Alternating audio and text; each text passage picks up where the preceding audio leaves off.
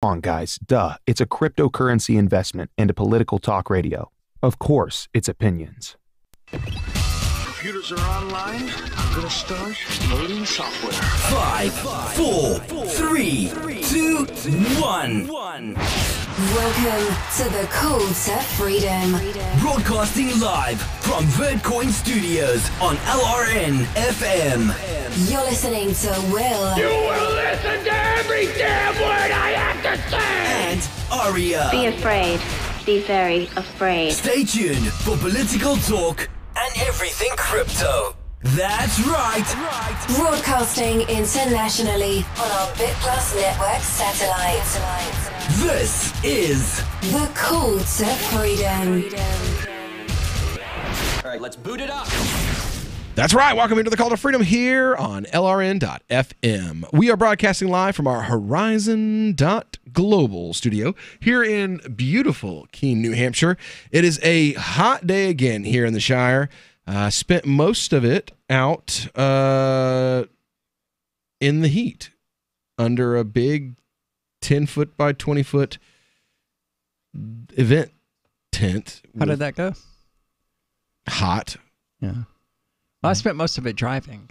The quote unquote free speech areas, the way that they're set up, I swear I look at it, it's almost as if it was designed to be like, I don't want to use this. Because you've got one area over here that's like an archway that there's not a big enough space to put any tables in, and there's a gigantic rock in the middle of it and like trees everywhere, and that's the actual hill itself. And then there's the main traffic area. And then you've got this big section of flowers that's all filled with flowers. And it's huge, like 10 feet, 12 feet wide, right? And then there's another sidewalk. And then there's a set of stairs. And then there's the free speech area behind all of that. Now, the main thoroughfare going either direction is one level down and 20 feet away. So they can see that you're there. But they have to go out of their way. To come over to, there's basically no traffic at all. So what we're going to do is we're just going to go, you know what? We don't like the free speech area. We're going to go somewhere else. And there's another area that there is like, it's the heavy traffic area, and it's literally right next to the sidewalk. So that's what we're going to do next week is go do that. We did have one fella come up while we were finishing up, setting up, and he was like, wow, this is a really cool idea. I really like this idea, what you guys you're talking about doing. Are you guys going to be doing this often? And I'm like, we plan to do it every week if we can. You know, that's what we'd like to do. We'll be back next week. So it'll be cooler next week. Oh, God, I hope so. Oh, God, it's so hot today. I have a headache. Yeah. My head hurts from cooling down, from being so, like, I just sweat and sweat and sweat today. It was awful. Oh, yeah. The kids ran around and had a great time. Well, that's good. You know, but the sun is intense, though. It was, yeah. It was in the high 80s or low 90s today, you know, that I was dealing with. It was awful. I don't like weather like that. I was like, you know, the one good thing about moving up north is it won't be so hot. Yeah, that's what I thought, too. Wrong answer. Yep. Wrong answer. It is just as hot here as it is in Mississippi. It just gets cold earlier and stays cold longer. And it does actually cool off at night. Yeah. It didn't do that in Mississippi. Not more than, 5 or 6 degrees anyway. And here the shade matters. But that's because, Mississippi has 75% humidity and right around there year round. So the moisture captures the air and captures the heat, and it just kind of holds on to it and says, screw you. We're going everywhere. Yes. Oh my God. So, they're going to replace I got a new decal for the front of the mosque today, and it wasn't done very well. And they just sent me an email. She's like, oh my God, I'm so sorry that we were working on replacing that for you right now. I mean, they need to worry about what happened to it. Because, it looks like the machine that was supposed to be cutting out different sections or drawing different sections just completely screwed up. A person did that by hand and completely screwed up that. It's like it's really like sloppy. not erasing if you're going to draw something really fancy, first you do the outline in pencil, right? It's like not erasing the pencil when you're done is what it looks like, except it's done. Except it's an X-Acto with a razor knife. blade. Yeah. Yeah. But that's exactly what it looks like. Somebody didn't erase their lines. I'm very proud of our Discord chat room today. No one's arguing about eugenics. Well, that's new. For real, yo. Like, I come in, I'm like, are they guys, arguing about fascism and socialism? No, not today. Wow. Yeah, I know. This is a new frontier for the Call to Freedom Discord channel. They're complaining about luxury cars today. Complaining about? Yeah, one of them's like, oh, Aston Martins are awesome. No, man, Corvettes are cool, but they're all fiberglass, that kind of stuff. So they're just talking about cars. Cool. Never, it's like almost never on topic. When it is, it's great.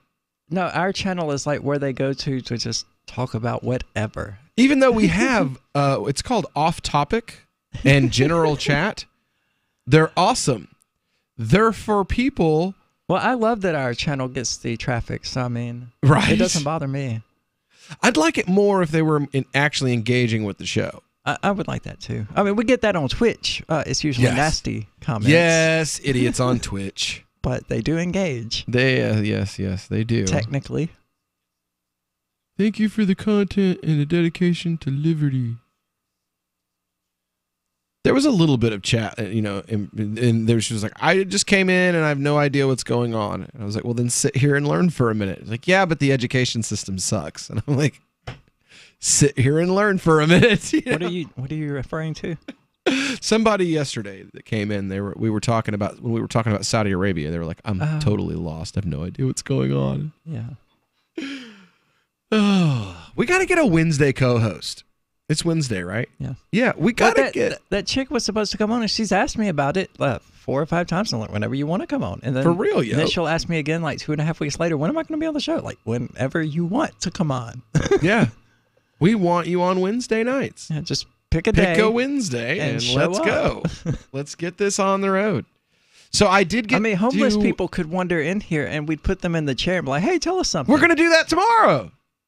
No, we're not. My friend Brandon is going to be here. He used to go to PorkFest a lot. I haven't seen him in a few years. I haven't seen him since the last time I went to PorkFest. I mean, the last time he went to PorkFest, which was my first PorkFest. He became Muslim. He's the only libertarian activist that I've worked with that I know of that's become Muslim since I started doing this work, which is fine by me because that's not really the purpose of the work that I do, I guess. I would love it if everybody that we worked with ever became Muslim one day. That'd be awesome. But, I'm an educator. I'm not here. There's a very, very well-known story. I was actually listening to a lecture that it was included in today. Abu Talib was the uncle of Muhammad, and he protected him. When the Prophet ﷺ's parents died when he was a child, Abu Talib took him in. And when he came out as a prophet and the tribal leaders wanted to attack him, Abu Talib's position protected him. And Abu Talib's son, grandson, all of their family accepted Islam. Abu Talib did not accept Islam. He died and didn't accept Islam. The Prophet went to him on his deathbed and asked him to leave the religion of their ancestors and to become Muslim. And he didn't do it. He wouldn't do it. And we're taught that there was a purpose for that. And that was so that we know that we're not the ones who do it. We don't convert anyone. We can provide information, but we are not the ones who do the converting. We're not the ones who guide. We're not the ones who touch people. We're at the best that you can ever aspire to be is an educator. You will never be a person who can convert someone. Are you a cryptocurrency advocate? The Crypto Tip is the ideal outreach tool to help new people discover cryptocurrency. It's a printable business card-sized tip that you can give to service providers, preferably in addition to a good cash tip. When the server scans the QR code, it'll bring up an explanation of cryptocurrency, how to install a wallet, and allow them to claim the tip. If they don't claim the crypto, you get your tip refunded to you after a time period you specify. Plus, if they do claim the tip, you get an email alert. Create as many tips as you want at cryptotip.org. That's cryptotip.org. the warning signs. At first, he made me feel special. He promised he'd look after me, provide for my future. He broke every promise he made. Millions of Americans afflicted. I was ready to leave, but he told me he'd change. So I gave him another chance. I was such a fool. The consequences. Things only got worse. He started making my decisions for me. About my job, my kids' education, my money, my safety, my future. He took away my choices, but I kept going back to the same politicians. The diagnosis? Battered voter syndrome. I fell for the same old lies. They were just playing with my emotions, telling me what I wanted to hear. That's not right. If you're tired of the two-party system but want to support a principled Libertarian Party, check out the Libertarian Party of New Hampshire at lpnh.org. That's lpnh.org. Now that you've found the Liberty Radio Network at LRN.FM, you may want to help expose others to our great programs. To assist you in doing so, you'll find resources at promote.lrn.fm, including details on how to get a free bumper sticker, quarter-page flyers you can print out and distribute, banners for your website, as well as files that will allow you to make your own custom banners and graphics. Visit promote.lrn.fm and help bring new listeners to the Liberty Radio Network. That's promote.lrn.fm. How many lawyers does it take to change a light bulb?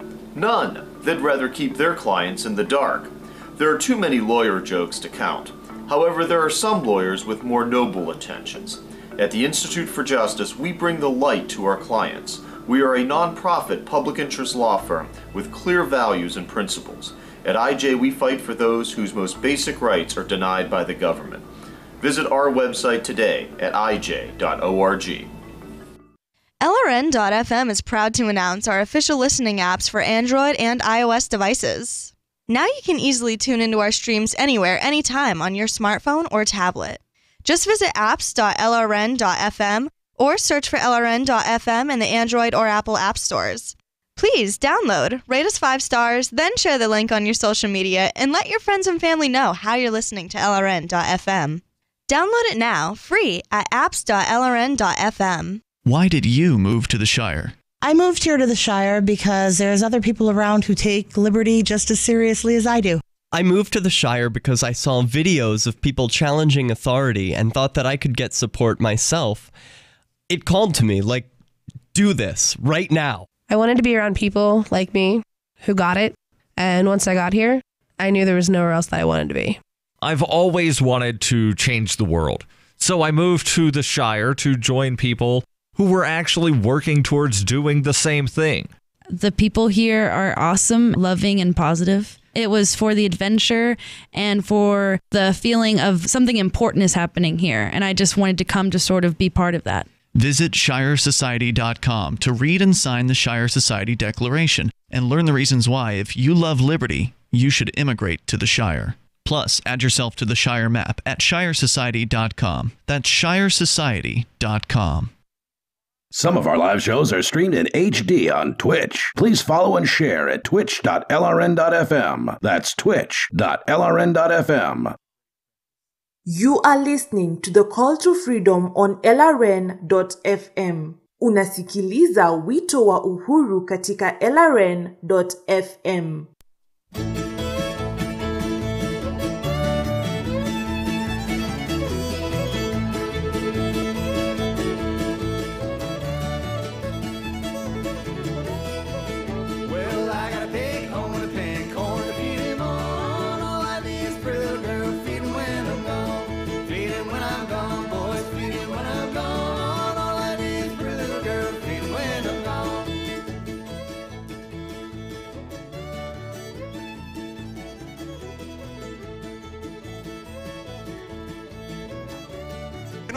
Once I was sitting on an aircraft, and I have a lot of time on an airplane.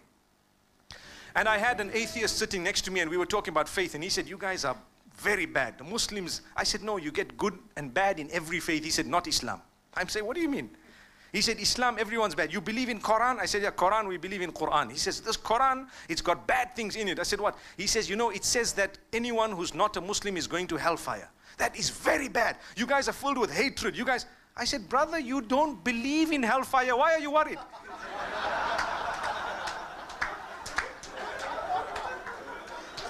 That's the irony. Atheist, he doesn't believe in the hereafter. And he's telling me we are bad because we believe everyone's going to hell. I said, by the way, the Christians believe the same, the Jews believe the same, the Hindus believe the same, and most other faiths believe the same. What about them? He said, no, but they don't have a Quran. I said, okay, this is a bigot. This is a person who really doesn't know. He is so uneducated. He hasn't mixed.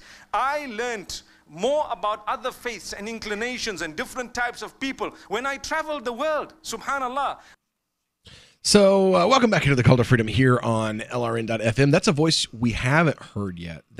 I've heard it. You've heard it. You've heard it. That is that's Mink. He tells really funny jokes quite often. He does. He loves to tell funny jokes and stories when he's giving lessons. He's who I learned tafsir from. Now, tafsir is the historic and contextual understanding of Quran. So that's like what was happening in the community when different verses of Quran were revealed. So like there's one La Ikrah Fid Din. It's written. It's on a painting in the mosque. It's on the T-shirts that we used to sell. It's the motto or the mantra of Muslims for Liberty. La Ikrah Fid Din. Let there be no coercion in Deen. That verse was the context of that verse being revealed was that there was a family, a Christian family, and the Christian family had become Muslim, and they tried to force their children, not their adult children, their children at home children, to leave the religion of Christianity and to become Muslim. And that was they came to the Prophet ﷺ and complained, and this verse was this part of the Quran was revealed as the solution to that problem, that there can be no coercion in religion. That truth stands clear, and let those who will believe, and let those who will reject. So the very context was that a parent cannot force their child to accept a different religion. And this was converting to Islam, from Christianity. So that kind of thing. So like now you understand why that verse is there. Because that verse is a part of something of a different. The narrative it doesn't sound like it's a part of that narrative. It's just in Quran, and you're reading that chapter of Quran, and it's telling you a bunch of different rules, basically. Which where most of the law comes from. Al-Baqarah, the second chapter, which is the biggest chapter, by the way, and it's just in there as one of those rules, and the context of where that rule came from was this other thing, and that's what he does. Is he does these yearly classes at Ramadan where he teaches contextual understanding of Quran in 30 days. It's a 30-day course, and you get 1/30th of the Quran each day, which is what you're supposed to read during Ramadan anyway. So he teaches you the context of the Quran that you're going to be reading that day as a Muslim anyway. Okay. He's brilliant. He had memorized the entire Quran by the time he was 8 years old. His father was the Mufti of Zimbabwe. He's just wow. And as you said, he loves to tell jokes. He looks like a stereotype, like light brown skin, big black beard. He wears like the kafia over the top of his head and everything. He looks like a Saudi sheikh. You know what I'm saying? Like he's going to get up there and be like, cut off his head and shut up. And instead, he's like the anti-ISIS. Like if you looked at him, people would think he was a stereotype. Yeah. But and anytime most of the videos that you see him in, the freeze frame that they have of him in that video, he has like this gigantic smile spread across his face, Awesome. Anyway, the context of this is that part of today's, I don't know what is wrong with me over here. I think I punched my salivary gland or something for some reason. The context of this is I got to have a lot of fun today with what I call unsolicited atheists. Now, an unsolicited atheist is a person that basically they're like a vegan. Yeah. They want to let you know that they're an atheist. Yeah. To me, it's like virtue signaling, basically, is what it looks like. It's more insidious than that, though. I mean, going to a religious person and just going, I'm an atheist, or, drawing it out a bit further than that, it's solely a statement of arrogance. Yeah. I mean, they wouldn't do that if they didn't think that they were superior to you and that you were a dummy for believing what they don't. Yeah. Well, and what I saw... I've done it. I mean, I've been there. I've been that guy. What I thought was funny was, like, it's like, well, you're anti-liberty. I'm like, what do you mean anti-liberty? Do you not understand how our values even work, bro? Like, I'm a leader. Somebody else said that to you once, that you couldn't be a libertarian because you believed in a God who gave you, laws and stuff to live by. Well, who was that? Chase Rachels. No, because I've never interacted with Chase Rachels. He was the first person to ever tell me that. He told me that on Free Talk Live when I debated him on Free Talk Live. He was like, I said, so basically what you're saying is that a person with free will doesn't have the free will to submit to someone else if they choose to. You're telling me that you can't choose to submit to something else and believe in freedom at the same time? Because without the freedom to make that choice, then I'm not free. And like, no, you can't. I was like, so what you're telling me is... Well, I mean, that's socialism in a nutshell. That is. I mean, it's... everybody has to be equal. Well, I want to submit to that guy. Well, you can't. You have to be equal to him. So, okay, so I'm submitting to you. No, because everybody has to be equal. But you're telling me what I can and can't do. So we're not equals. It's like, everybody has to be equal. My question to that was, okay, so what about a BDSM relationship? I have a sister who's into that kind of kink, and she likes to feel subdued and subjected by a man that she has a special kind, not just any guy, but a guy that she has a special type of relationship with. She wants to be like literally dominated in way. Like when I see some of the stuff when I hear some of the stuff she talks about, I'm just like, you enjoy that? Yes. How? I just do. Okay. Yeah. Whatever you're into, yo. and he couldn't answer that. He couldn't. So basically, to him, if you submit yourself to a religious deity, you're bad. But to your pop. So the protection of life, liberty, and property is what the Free State Project is all about. But it's an effort to move 20,000 people who understand. It's about demonstrating to the entire country that, yeah, we can have a free market, a truly free market. Making it just a freer, great place to live. It's the world's largest voluntarist libertarian community, and it's only getting bigger. That's amazing, to be able to move to a place where other people passionately believe in being free and independent. What the Free State Project is managing to do, though, is to put their money where their mouth is. Physically getting up across the country and saying, let's go someplace and let's demonstrate the power of these ideas. There's a lot of kind of philosophy that surrounds liberty. There's a lot of thinking about it and talking about it. But here in New Hampshire, people are doing it. 101 Reasons Liberty Lives in New Hampshire, a documentary by Free State Project Early Movers. Watch it free at 101reasonsfilm.com. 101reasonsfilm.com. Radio is the most personal of mediums. I exist right now in your head. If you listen to Free Talk Live regularly, you know me. Free Talk Live is on more than 160 radio stations around the U.S. and has been downloaded on every continent around the world. Hundreds of thousands of listeners with ad packages from $600 a month to $6,000 a month. Imagine what we can do for your business, project, website, or idea. Email me, mark@freetalklive.com. There is no such thing as attention span, according to Jerry Seinfeld, who figures that people have an infinite attention span if you are entertaining them. Hey, he's kept us from channel surfing for several decades, and now he's making more millions as a Las Vegas headliner. With money and attention so scarce now, effective communication skills have never been more important, especially if you're looking for work. So choose every single word as though it was the last word the person you're speaking to will hear. Otherwise, it might be. Avoid redundancies such as added bonus, advance warning, end result, prior history, or personal belongings. And avoid cliches like the plague. Just kidding. For more tips, hit survivalspeech.com. I'm Holland Cook.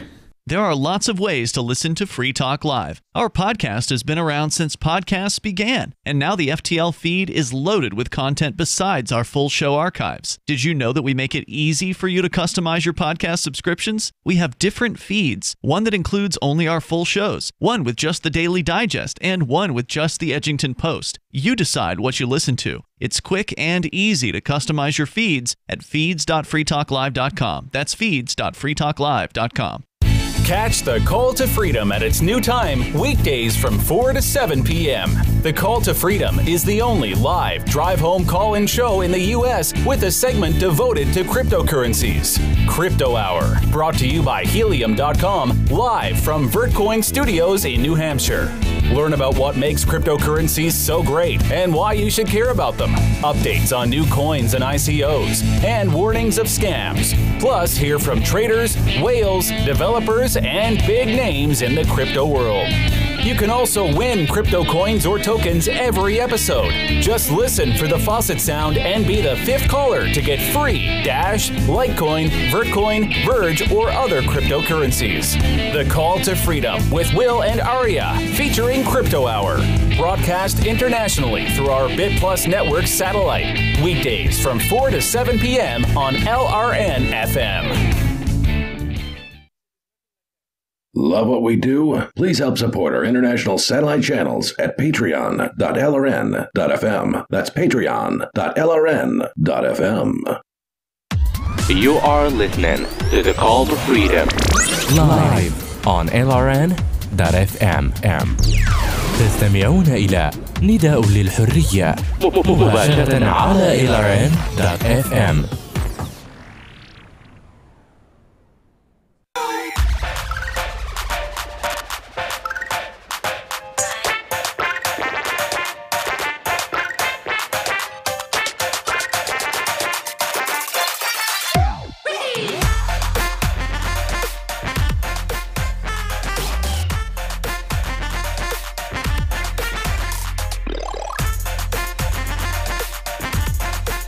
I was speaking to an atheist some time back on an aircraft, and he told me, "You guys believe in paradise?" I said, "Yes." He said, "There's nothing like that." I said, "What guarantee do you have?" He said, "Look, you live, you die, so just enjoy your paradise here." And immediately it struck a chord. I thought of a hadith of Rasulullah sallallahu alaihi wasallam where he describes our paradise being the one in the hereafter. And this place is full of restrictions for us. And those who don't want to hold those restrictions, for them it's a paradise. So I told him, "Look, what do you worship?" And we got to the conclusion that he worships his brain. I said, "Okay, you worship your brain. According to your brain, if I am right, what happens? And if you are right, what happens? If I am right, you go to hell. And if you are right, I join you wherever you're going." Common sense. So I'm either working for something or for something. Which means whatever I'm doing, I'm still going to get to either paradise or to wherever you're going. So I've lost nothing. But if I am right, then you're not going to come to paradise. And if you are right, then you're going to still go wherever you're going. So do you see the probability from a brain point of view?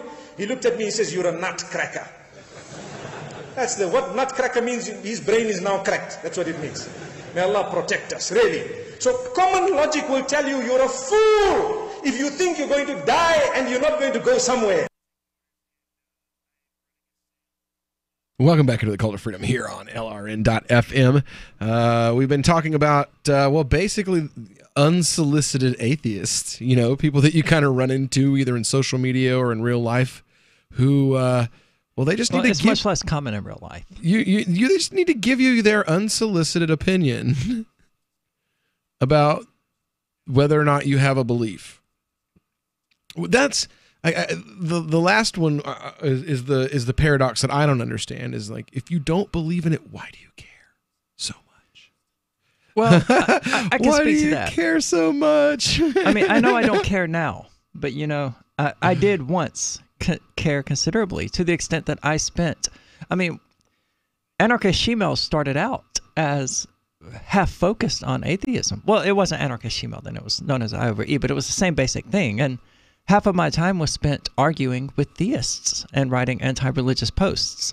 So, and I can explain why generally atheists do that. And it has a lot to do with Plato's cave and the hero's journey, and how you do have that sense that you've, for lack of a better phrase, that you've awakened, and that you've come back to the cave and you still see all these people living in the dark. And you have this overwhelming need to drag these people into what you feel is the light. Just like, Campbell observed in all of these mythological texts. The hero goes into the darkness, he comes out on the other side, and he has this overbearing need to go to people and say, hey, no, you're wrong. And it's Plato's cave as well. And it's all the same basic thing. And every atheist experiences that. Some of them never grow out of it, like this person on Facebook who apparently has been an atheist for quite a long time. Yeah. The people who are atheists from childhood and things like that, they don't generally go through it. But the ones who go from some theistic religion to atheism, they certainly do. I'm actually going to have to correct you on that first point. I've found that those who were atheists from birth, so to speak, raised to be atheists. There we go. Those who were raised to be atheists, it really depends on the kind of atheist that raised them to be atheists. Because you have, I find that people who are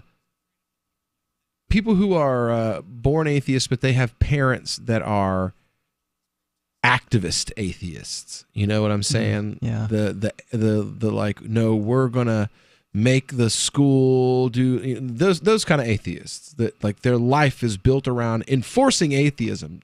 By, like, we're going to get rid of religion and enforce our views instead. Those people, they usually grow up to be assholes. That's just my personal experience. But the people who come from like atheist families, that they're like their atheism isn't a religion to them. It's not a belief structure to them. But it is a religion to them because they're the ones who are raised, and they're the fundamentalist Christian equivalent. Yes. Is what they are, or the ISIS equivalent, except they're not killing people. That wasn't a fair analogy. But, that's essentially what they are. They're militant atheists, and they were being raised by militant atheist parents to have that skewed mentality. So rather than developing it of their own accord, their parents just kind of instill it into them that, hey, religious people are stupid. You should look down on them. I do like one thing this guy said about, the idea being that religious people experience paradise after this world, but for the person who isn't religious, this world becomes a paradise because they don't have those restrictions. Mm-hmm. And that's a fair point. I can get on board with that. I can't get on board with the Pascal's wager that he threw out. That, if the odds, no matter what the odds are, if the result is this terrible, but there's no terrible result for this one, then you might as well go with this one. Mm.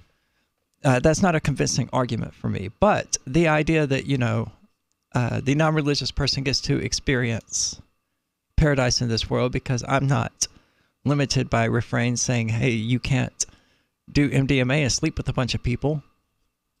It's my paradise.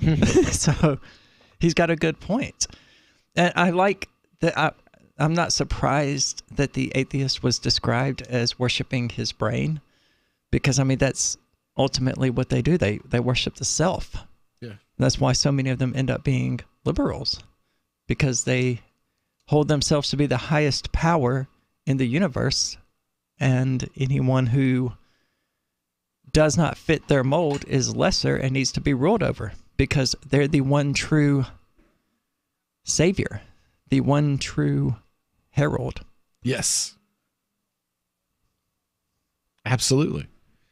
The what is it? Selfism. Yeah, selfism. Not humanism. Selfism. No, because humanism will go, oh crap, we're stupid apes. Yeah.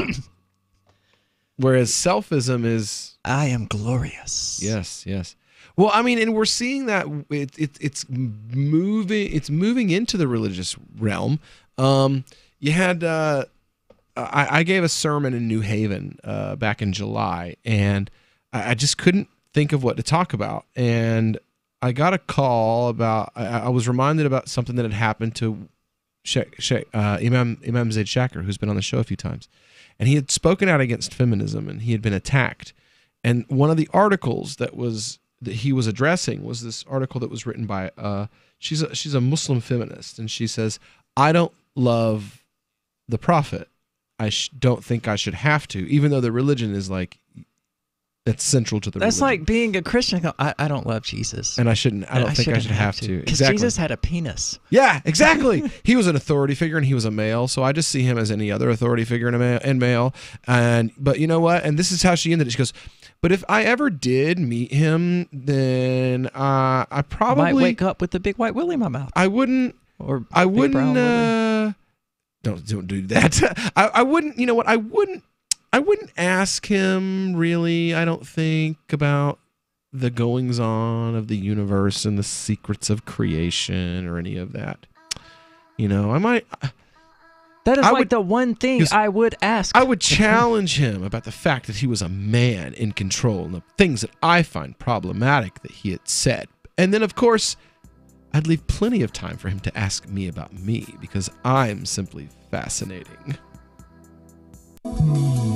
This Your Family Today tip is brought to you by Nestle Toll House Morsels, helping you create special moments and memories your family will cherish forever.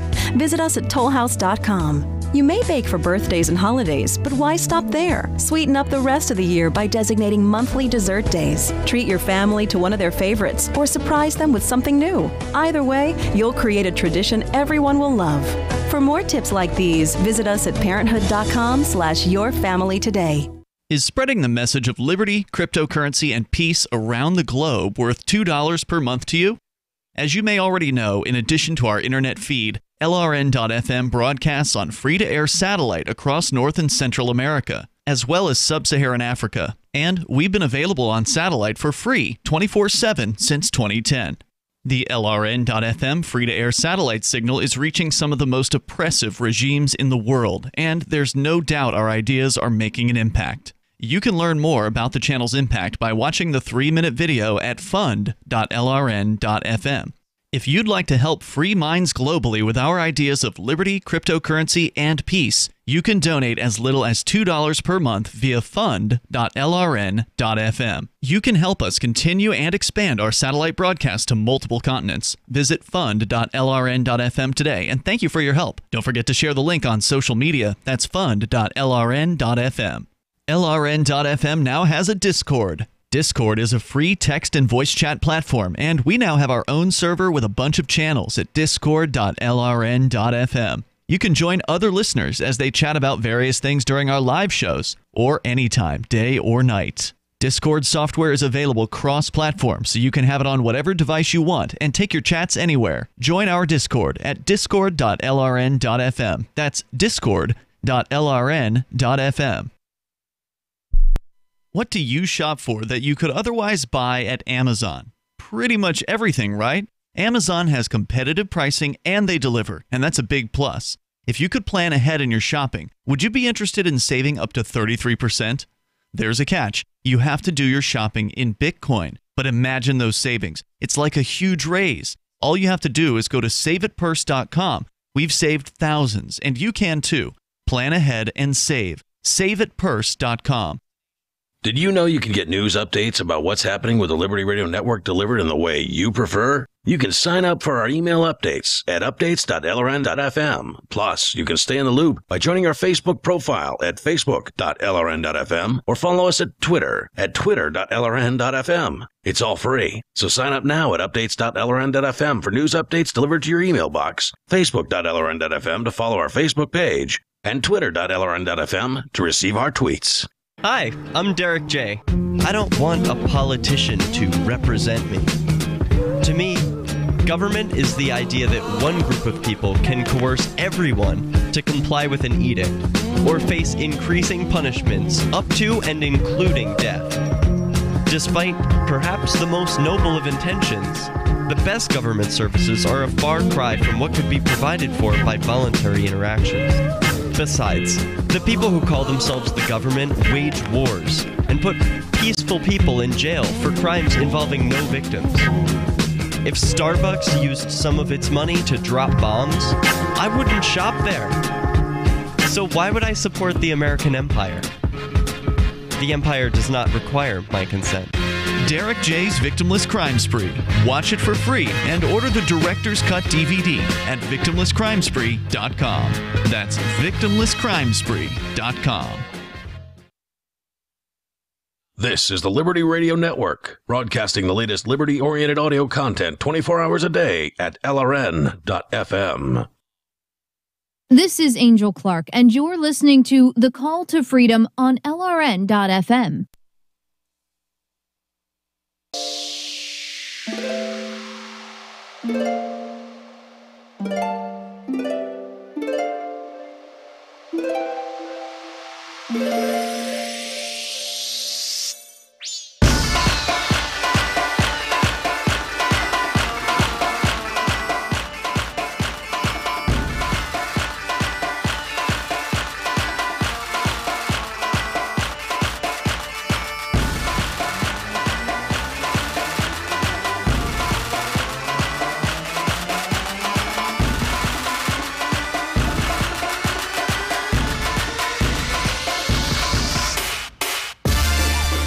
All right, welcome back into the Call to Freedom here on LRN.FM. We are broadcasting live here from the Horizon.Global studio in beautiful Keene, New Hampshire. It's a hot day here in the Shire. We are talking about unsolicited atheists. That was the original topic, and we've kind of been all over the place on that. Basically, like today, what happened? So there's this lady, Linda Sarsauer. Whoever's calling, I'm sorry, I don't have anybody to screen calls at this very moment, so we'll have to get you a little bit later. It's prank caller. It's prank caller Wednesday, evidently. So anyway, that means we're streaming on Twitch. Yeah. Don't you love? That's how gamers? That's how we know the stream is working. We don't even check for the lit up buttons anymore. We just wait until the prank calls roll and go, okay, yes. Okay, yeah, right. So anyway, I made a post today. You guys out there, I run a mosque here in Keene, and I'm a very opinionated Muslim guy, and I'm like, I think that there's something to say about acknowledging it's still blinking, about acknowledging the fact that there are. Well, doesn't it automatically put people on hold until we can get to them? No, I have to do that. Oh, there we go. Did. He went away. So basically, you've got Linda, this left-wing Muslim activist, hijabi. She's quote unquote a defender of our religion. And yeah, right. She's a defender of selfism. Yeah, and so she got herself arrested at a protest. Well, because it's a big thing. She needed to be there instead of at home taking care of her family, because that was a good place to get herself on TV. Was at the Kavanaugh thing. And right now, the thing to do is to go virtue signal about how you don't like Kavanaugh, not because of his position on spying on Muslims, not because of his position on a ton of issues that are problematic. No, you're mad because your friend who screws everything with two legs won't be able to get 15 abortions. And I'm sorry, but if you're... So what you're saying is football men wear Nike. Yeah, right. Exactly. Football man wear Nike. So basically, you've got this person who is saying, I'm a defender of this religion, advocating that the religion just completely ignore this thing that we have a position on and embrace the liberal secularist view on this topic because, well, I mean, it gets her on TV. And I'm like, does no one see this is like, why are we making her a hero? She's advocating for what we see as forbidden. Why are we making her a hero? I mean, would we be doing this if she was standing in the streets talking about, you get your drunk on? I mean, like, where's the line? Like, where is the line? and I think the lines exist wherever politics is. Wherever the Democrat Party's line is, that's where the Muslims' line is now. Our religion, we'll worry about that, like we pray 5 times a day. Well, yeah, but the religion is more than that. Not anymore, it's not. And this is the thing that the quote-unquote extremist imams were warning about, was that the religion would be overtaken by secularism. And I've literally watched it happen in a generation. Like kids that I saw graduate, like if I'd have been living in New York when I took my Shahada, Linda would have been like graduating college at that point. So like I would have known, she would have been, to me, she would have been the youth. Yeah. And the youth, when I was a youth imam in 2009 in Ocala, are now the SJW Army, who are like, religion be damned, I support this position because it's the secular position, and I want the kids I go to college with to want to be my friend. And if I tell them that I believe this, well, then they're going to ask me uncomfortable questions I don't have answers to, and I'm going to be inundated by unsolicited atheists. What's amazing is thinking that she's out there, she's patting herself on the back, and she's so proud because she's not patting herself on the back. Well, she wants the liberal, white liberal. Those same people are patting her on the back and saying, "You're such a hero. You're so brave," and all this other things for advocating this completely mainstream position.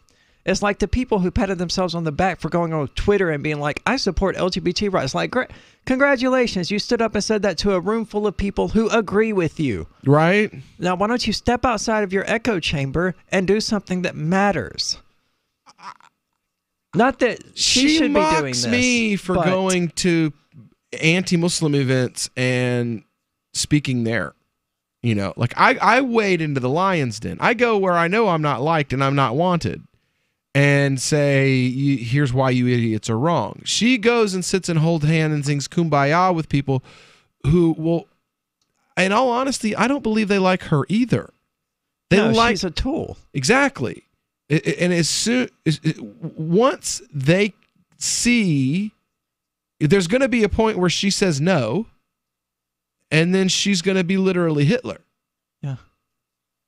Oh, yeah. Literally. Yeah, if you say anything that crowd doesn't like, at this point, they immediately turn on you and hang you with the same rope that they were going to use to. At this point, I want to know what mosque that she goes to. I want to get some gay friends of mine together. I want to send them there, and I want them to demand that they marry her. They marry that couple in the mosque. I want to see her reaction. I want to see her go and fight in favor of an imam being forced to marry a gay couple in the masjid. I want that she would. I want the community to see that. Yeah. I want the community to see that she will sell us out to whatever price it takes to get acceptance from that club. She will not stand for you if the winds blow. Yeah, she's like Hillary. She will follow. And if the wind says, well, we've decided now mosques have to officiate gay marriages, or we'll shut them down. I'm sorry. As long as it's not Republicans who say that, she will follow. And she will demand that our communities do so. And I want to see what happens then. Like, what's the line? What's the line she has to cross before the community's like, okay, never, whoa. You need to pump the brakes a little, hun. Because we're raising money for Zionists. If the Islamic position is that, abortion is wrong because it's murder. Well, there's a disagreement of opinion, actually, on the issue. The Maliki school, you don't ever get an abortion unless it's like threatening the mother's life. The other 3 schools, there is a place where you can get, but none of them are pro-choice, as she would call it, right? No, none of them are. You can sleep with 50 guys and get pregnant 50 times and have 50 abortions. That's what she's defending. Yeah. Yeah, because for that crowd, they're not pro-choice; they're pro-abortion. I'm pro-choice in the sense that it's not my choice to make. I think it's the choice of the woman who is pregnant, and I have no opinion on it one way or the other because I've never gotten anyone pregnant. I don't intend to, and I can't get pregnant. So it's a complete her and total position non-issue is to me. that, but I would prefer even the that husband people, has no position. Has no. I agree with that. opinion. I agree with that 100%. The husband has no domain over the woman's body. See, I would, and our religion says sticking his penis we in her both does have a not right. See, that's a religious position. My Yeah. position would be that sticking my penis in a chick doesn't give me any authority over her body whatsoever. It's not her body that we're talking about. It's the other body. Well, look, I'm not arguing for abortion. I wish people didn't get them. Yeah. But it's ultimately her body, her womb, and we can't force her to donate it for someone's benefit any more than we can force her to donate a kidney. And that's ultimately my position on it. But there is a huge difference between that. And even that is problematic because we're going to reach the point soon where a pregnant woman can have the fetus removed from her body and implanted in another woman. And at that point, it's not going to be about terminating a pregnancy. It's going to be about killing a fetus. And that's the only position that we have for pro-choice right now. It's not killing a fetus. It's terminating a pregnancy. The fetus just dies as a result. But that won't be true for much longer. Within the next decade, that'll stop being true because we'll have the technology to transplant the fetus. And as soon as we do that, their cards are going to be laid out on the table. Like, oh, well, we just want to kill them. We don't want to move them to other bodies. We don't want them to be alive anymore. And that's when the true distinction between pro-choice people and pro-abortion people will pop up. All right, when we get back here on the Call to Freedom, there's so little in the way of crypto news at all. We've got one story, but we're going to cover the hell out of it for you when we get back here on the Call to Freedom. Free Press Publications is an independent, alternative media and publishing company founded in June 2009 with the mission of ensuring a free press for the freedom movement and is committed to spreading the message of peace, freedom, love, and liberty. FPP also gives new authors an avenue for publishing freedom-oriented material. FPP brings you daily news and commentary on the website fpp.cc, as well as a daily 5-minute newscast, FPP Radio News, and weekly news, views, and commentary in the FPP Freedom Minute and Peace, Love, Liberty Radio at fppradio.com, and the monthly newspaper FPP News at news.fpp.cc. Find FPP online at fpp.cc. That's fpp.cc, as in Creative Commons. Imagine someone in your community getting in their car, turning on the radio, and hearing the Liberty Radio Network. You can make that vision a reality with your own micro radio station. Visit broadcast.lrn.fm to learn how you can put our programs on the air in your area. You can have LRN.FM running around the clock, and you can even add in your own local shows. Building a radio station is simple, but programming isn't. That's where LRN.FM comes in. Learn more at broadcast.lrn.fm. That's broadcast.lrn.fm. Looking for a great real estate investment? Consider New Hampshire, which is ground zero for the Liberty Movement. Your first call should be to Mark Worden from Porcupine Real Estate. He's more than just a real estate agent. He's your New Hampshire concierge. Where are the best places to live? Do you want farm, city, the burbs, or forest? Do you want a duplex or multifamily building so that renters pay your mortgage? There are homes in all price ranges in New Hampshire, and Mark can help with financing too. Invest in liberty and property. Mark Worden can help. PorcupineRealEstate.com. More of the Call to Freedom is coming up next, live after the news on the Liberty Radio Network at LRN.FM. From Keenan, the Shire, the Liberty Media capital of the world, this is Daryl W. Perry, host of FPP Radio News for Wednesday, September 5th, 2018. Silver's trading at $14.16 per ounce. Gold is valued at $1,195 per ounce. Zen is trading at $18, and the average price of Bitcoin is $7,018.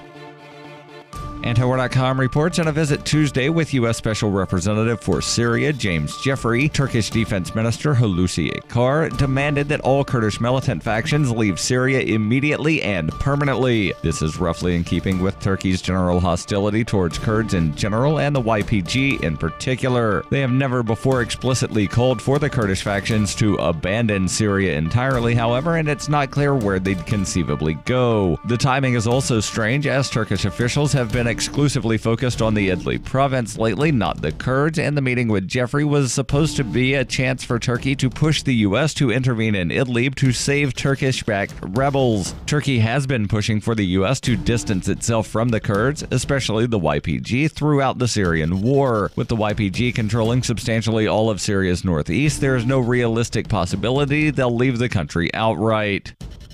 You can support FPP Radio by shopping online. Whether you're looking for precious metals, bitcoins, or books, you'll find that and more at shop.fppradio.com. Every purchase you make from one of my affiliates, like Namecheap and Amazon, at shop.fppradio.com helps fund FPP Radio. Or you can shop directly from FPP with Bitcoin in the Bitcoin store. That's shop.fppradio.com.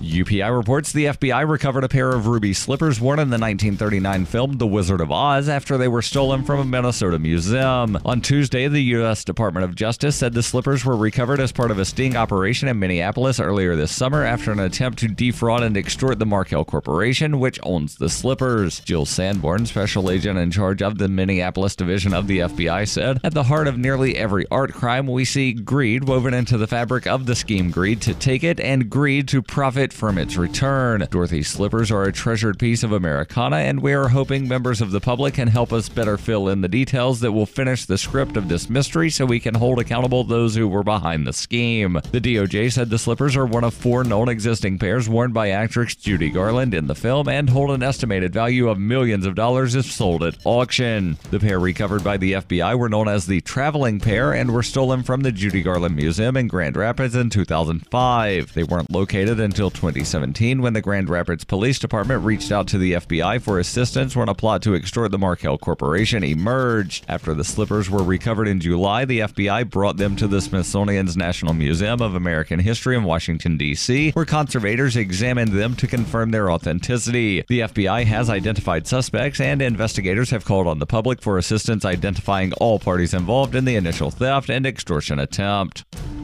You can support FPP Radio by joining the Fans program. Fans are friends, allies, and numerous supporters. Fans help FPP afford to produce more original content. You can join the Fans program for as little as $1 per month through Patreon and get perks like ad-free versions of FPP Radio News and Peace, Love, Liberty Radio. To learn more or to join the Fans program, visit fans.fppradio.com.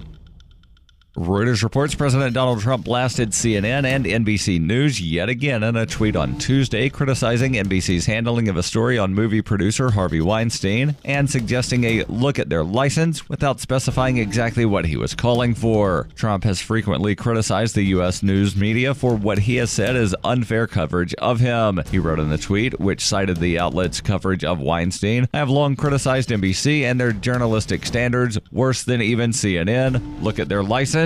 Ronan Farrow, a reporter, had said NBC News blocked him from working on a story about Weinstein, who is facing criminal rape and sexual assault charges and a civil lawsuit for sex trafficking. A former NBC producer corroborated Farrow's allegations. Farrow later published a story in the New Yorker magazine. NBC has defended its handling of the story. Trump blasted NBC and other TV networks last October, calling their news fake and suggesting he would challenge their licenses. The FCC did not immediately comment on the tweet, but in October, the FCC's chairman said the agency does not have authority to revoke broadcast licenses over editorial decisions. This has been FPP Radio News, online at fppradio.com.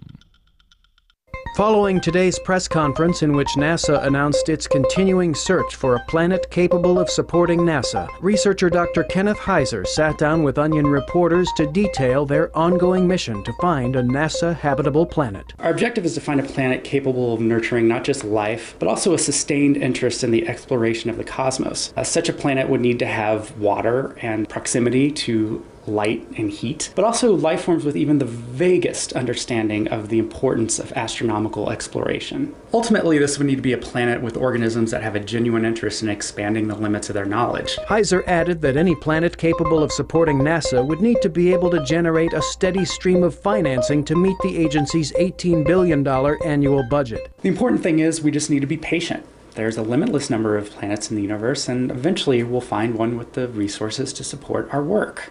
We just have to, right? This is the Onion News Network. The Call to Freedom is an opinion show. It's meant for informational purposes only. It is not licensed financial advice. It is very important to do your own analysis before making any investment based on your own personal circumstances. You should take independent financial advice from a professional in connection with or independently research and verify any information that you hear from the Call of Freedom and wish to rely upon, whether for the purpose of making an investment decision or otherwise. I mean, come on, guys. Duh. It's a cryptocurrency investment and a political talk radio. Of course, it's opinions.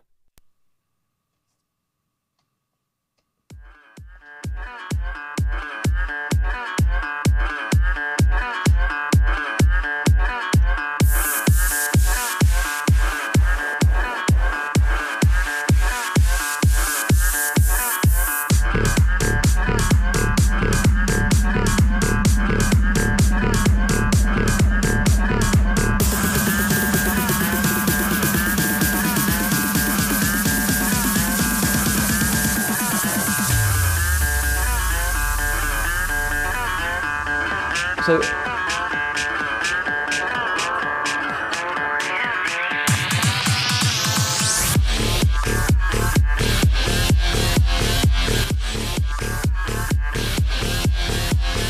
AIDS has not presented major difficulties. Rather more sharp and perhaps more interesting has been the debate over abortion, a debate which has cropped up particularly in recent years and came to the fore at the 1994 UN Population Conference, which was held in Cairo. How has the Sharia coped with the question of abortion? Obviously, it's more or less as old as the human species itself. Nowadays, it presents itself in a new and rather intensified form.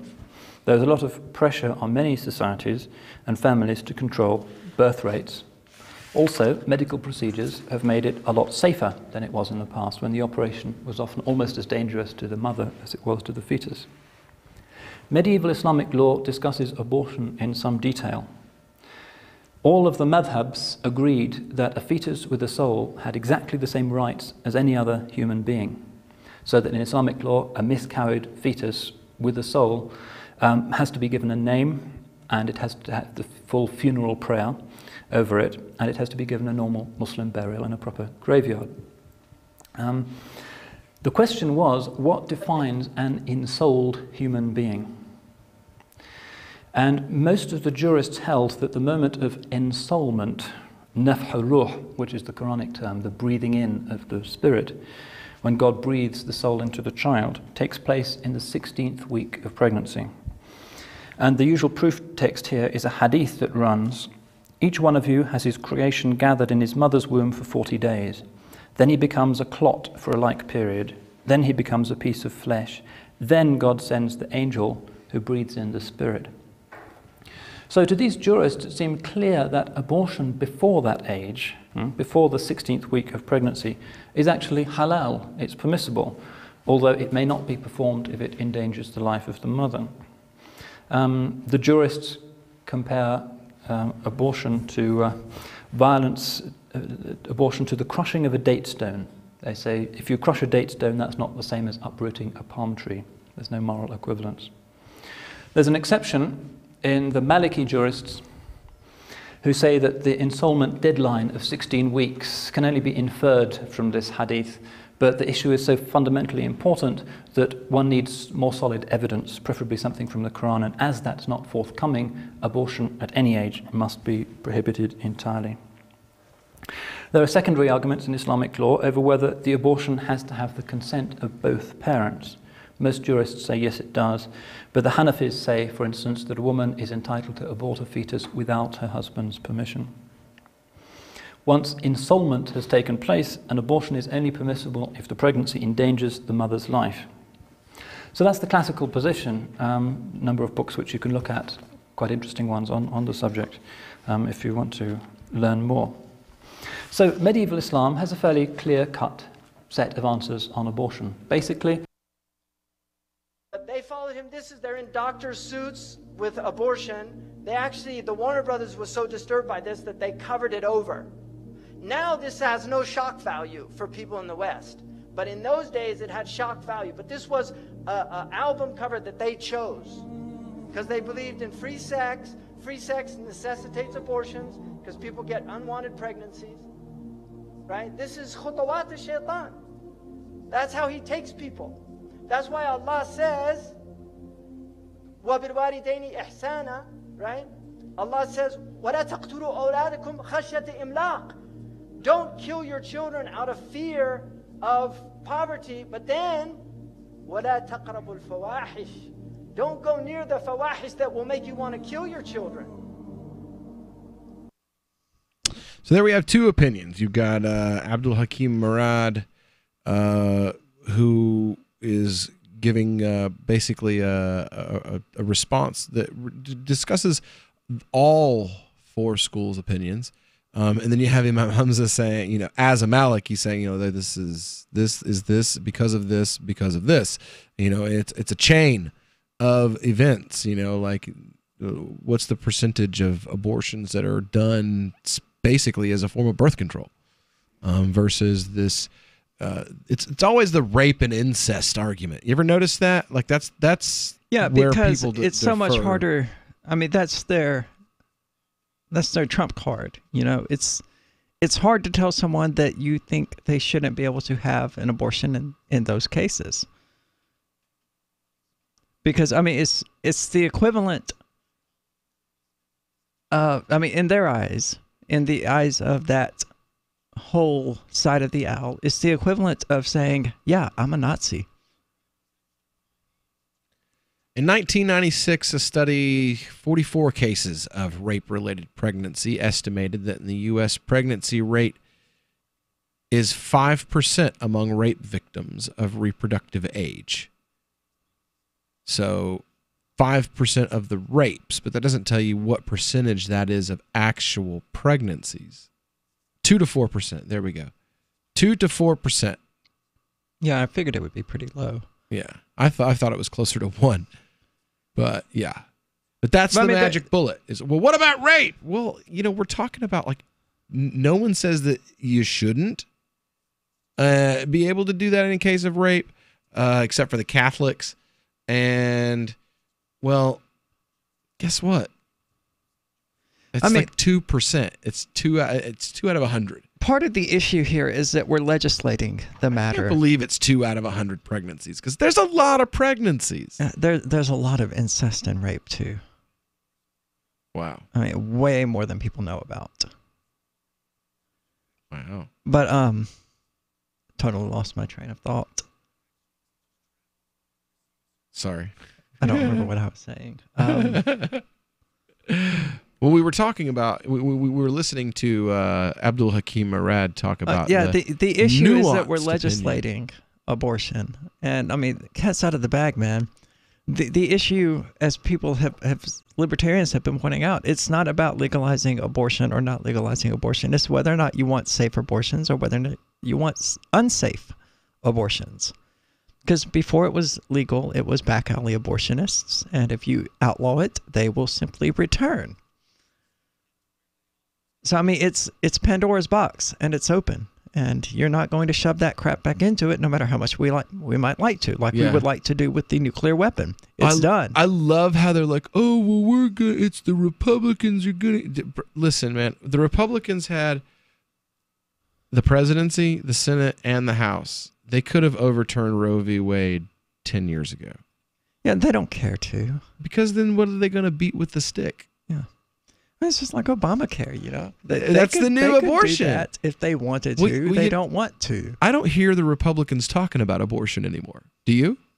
It's just the left. No, all the right is talking about right now is Obamacare and immigrants. That's it. You know, like I mean, they don't even talk about Obamacare anymore because it's too embarrassing. It's like because Trump and John McCain are like Trump wouldn't oppose it heavily enough, and John McCain voted it to keep it. Yeah, McCain pulled a Bill Weld. Yeah. So I mean, come on. Good Lord. All right. Anyway, when we get back here on the Call to Freedom, we're going to continue on with at least part of the crypto hour with cryptocurrency news on Marxism and the value of Bitcoin when we get back. Are you tired of governments murdering people around the world? Stop using their money. There is an alternative. Bitcoin is a stateless, free market, non-political currency. Bitcoin cannot be inflated or controlled by any government. By using their money, you are helping the state. Stop doing it. You have an incredible alternative available now. Learn it, use it, spread it. Get started with Bitcoin at bitcoin.com. That's bitcoin.com. On Free Talk Live, we're bringing people to the ideas of liberty every day.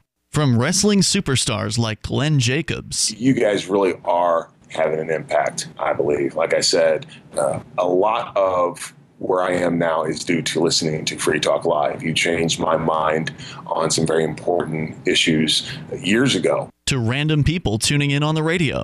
I was kind of stuck in the left-right paradigm. I heard your show by chance on a Saturday night. From there, I went on, joined the Free State Project, and become an amplifier. So, I mean, that's really the reason why I amp is because I know that if it wasn't for you guys being on as many stations as you are, I never would have found the ideas of liberty. Your amp will directly change more lives by getting Free Talk Live in front of people looking for talk radio online and on the air. When you amp Free Talk Live, you get perks like access to the AMP-only Facebook group and AMP podcast. Visit amp.freetalklive.com. The three most important things you can do for LRN.FM are: 1. Let your friends know you're listening to LRN.FM on your social networking profile. 2. Buy the things you buy online through shop.lrn.fm. 3. Give $5 a month to the AMP program at amp.lrn.fm. It's my firm belief that the AMP program is the best use of your charitable dollar among liberty-oriented groups. Support all your favorite organizations, but make sure you give $5 a month to the AMP program at amp.lrn.fm.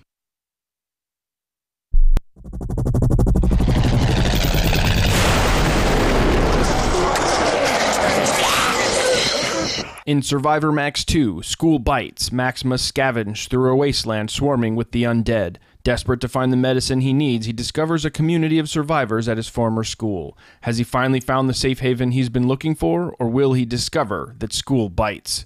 Look for Survivor Max on Facebook, read reviews on Amazon, and read Chapter 1 at survivormax.com. Did you know we've taken our LRN.FM telephone listen line to a new level with the LRN.FM audio on demand line? Now you can call 712-770-8447 anytime and listen to LRN.FM's live feed. And you can listen to a bunch of our original shows on demand. Long distance fees may apply. Just dial 712-770-8447 and choose from the menu. 712-770-8447. The Free State Project has reached its goal of 20,000 liberty lovers who've pledged to move to New Hampshire and get active to achieve liberty in our lifetime. Perhaps you're trying to figure out what part of New Hampshire should be your destination. If so, consider Keene. You'll find more than 150 reasons to move to Keene at move.freekeene.com. Keene is famous for its historic, publicity-generating activism, as well as being the liberty media capital of the world. It's home to freekeene.com, New Hampshire's destination for liberty activism, news, and opinion. For years, we've been compiling over 150 reasons to move to Keene at move.freekeene.com, where you'll learn about some of what's happening here and what makes Keene a great place to live. If you love liberty, you'll probably enjoy anywhere you end up in the Shire. But do your due diligence first. Please visit move.freekeene.com for the full list of over 150 reasons to move to Keene. That's move.freekeene.com. You can sign up to receive the latest about the Liberty Radio Network via our email updates at updates.lrn.fm. That's updates.lrn.fm. You are listening to The Call to Freedom on LRN.FM. تستمتعون إلى برنامج نداء للحرية مباشرة على LRN.FM.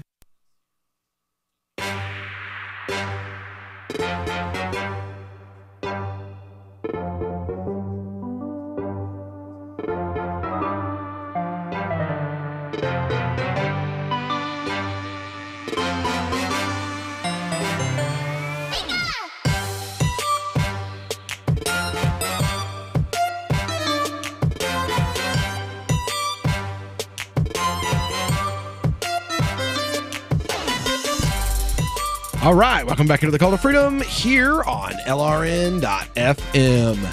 Broadcasting live on the from our Horizon.global studio here in beautiful Keene, New Hampshire. And it is our crypto hour. That's right, it is crypto hour here on the Call to Freedom. And, well, we found pretty much the only interesting story in the crypto news discussion today. This is coming from the Bitcoinists Emilio Janis on Marxism and the value of Bitcoin. It's a bourgeois scheme. Right. It's got to be it. What is Bitcoin worth? That would seem like a fairly easy question, answerable by simply checking the top banner of this very page. But that doesn't... But what gives it value? That would seem to depend on who you ask. Proof of work. Except it doesn't. It doesn't. It depends on who you ask whether or not you get a correct answer. Right. But the correct answer is that demand give it its value. Right. Proof of work.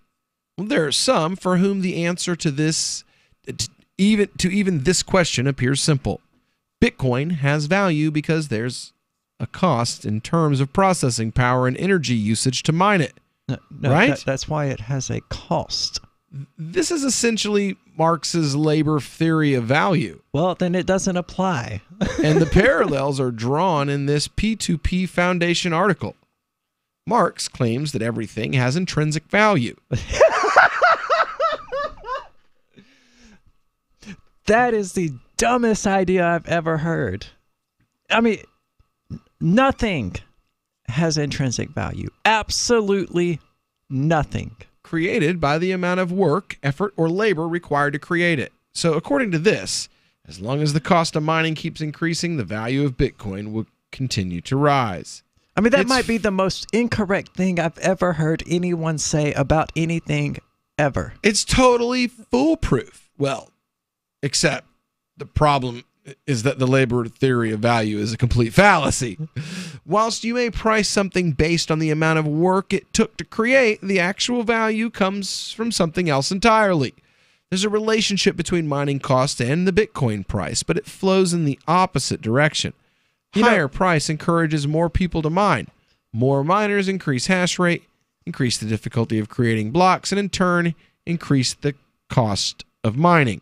My brother-in-law makes homemade out-yard furniture out of wood and stuff, and it's really cool. And he's really good at it. But he charges like $500 for a bench and things like that. And nobody ever buys his stuff because they can go to Walmart and get the same basic thing for like $40 or $50. And, you know, he was talking to me about it one day. He was like, you know, nobody's buying my stuff. I was like, well, it's too expensive, man. He's like, but it took me like 14 hours to make that. No one cares, dude. No one cares how much you value it when it comes time for how much they value it. Yeah. It's not your value that determines how much they're willing to pay. I'm not buying you, dude. Yeah, it's their value of it. And if they can get the same thing for $40 or $50, man, that's what they're going to do. And just like that, it's not how much miners value it because of its costs, or Are you the whatever only kind of weird argument we could make for that. It's how much people want it. Are you the only place that I can get that item? Is there a version of it from China that looks similar? Well, then you're just screwed. You're screwed, dude. Some make the comparison between Bitcoin and the characteristics which make gold and fiat valuable. There are 9 of these: scarcity, durability, portability, divisibility, easily recognized, easily stored, fungibility, hard to counterfeit, and widely used. In many of these respects, Bitcoin seems like gold on steroids, a point often brought up by the Winkle for V. I don't know. It looks like Winkle VII, but I'm sure that's supposed to be a word. But even though these characteristics can explain to some extent what might make a thing more or less valuable, there's one key word missing: living proof. Bitcoin, gold, and that beautiful piece of handcrafted furniture which took 6 months to make all have one thing in common: they're worth nothing if nobody wants them. Their value comes from their desirability. A price can be based on a value, but the value of something is not necessarily identifiable from what its price. That's only determined when bought and sold. The market dictates and will always dictate the value of Bitcoin and, well, everything else. Okay, so this guy is not a Marxist. Long may it remain desirable. No, he's not a Marxist. Yeah, clearly. Yeah. But we do have That's the unfortunate. I was hoping... Oh, we do, though. Okay. I do have that. I want to hear that insanity. From Dmitry Kleiner. Oh, of course. A dilettante and polemic author of Telecommunist Manifesto and contributing artist to Telecommunistin Network Miscommunication Technologies. That is so exactly what it should be called. Continuing series of artwork in the Telecommunist Manifesto, Kleiner published the Peer Production License, a commons-friendly copyleft non-commercial license. Author has described as copy far left, proposed venture communism. Venture communism. What the hell is that? It's a good argument for why you don't do crack when you're pregnant. Mode of worker-controlled production model on peer network and commons. I can't understand half of what you're saying. Oh, okay, sorry. It's retarded. It's a good accent, but it's a thick one. Terrible. It's only because I have friends that are Russian. Well, my wife has really good friends that are Ukrainian, actually. But still, it's retarded. What the hell is venture communism? A copyleft non-commercial license. Copyleft. Oh, my God. The author is described as copy far left and proposed venture communism, a mode of worker-controlled production model on peer networks and the commons. Okay, Bitcoin or you was could take the created- actual leftist position regarding copyright and say, hey, this is a thing I made. I don't really care who does what with it. I made it. I'm giving it to you. It's therefore yours now. And if you want to copy it and distribute it to people, that's your right, but I would prefer you not to do that and to instead direct people to me to buy it directly from me. Well, when we get back here, we're going to read this communist's views of Bitcoin and why a debunked economic theory totally applies now, dude, because my sociology professor told me so. When we get back here on the Call to Freedom on LRN.FM.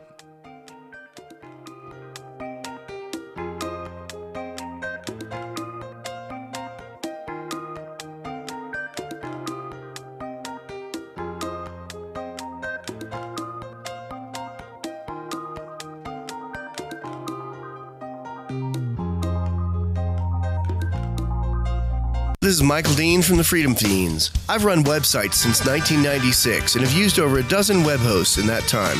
AgristHosting.com is the only one that hasn't broken my heart. Agrist Hosting's uptime and service is stellar, and their DDoS mitigation is the best I've seen. That's important because if you tell the truth in this world, you'll ruffle feathers. And some people will try dirty tricks to silence your voice. No matter what the haters hit us with, Agrist Hosting keeps our websites online. If you have a mission-critical commercial presence or a world-changing activism site, you cannot tolerate any skullduggery. So go with agristhosting.com. Have a WordPress or blog site, but you're not satisfied with performance or uptime? Or just want raw hosting? Want to pay with Bitcoin? Agrist Hosting specializes in high-performance hosting with personalized service. Go to agristhosting.com and click on the button that says Get Hosted.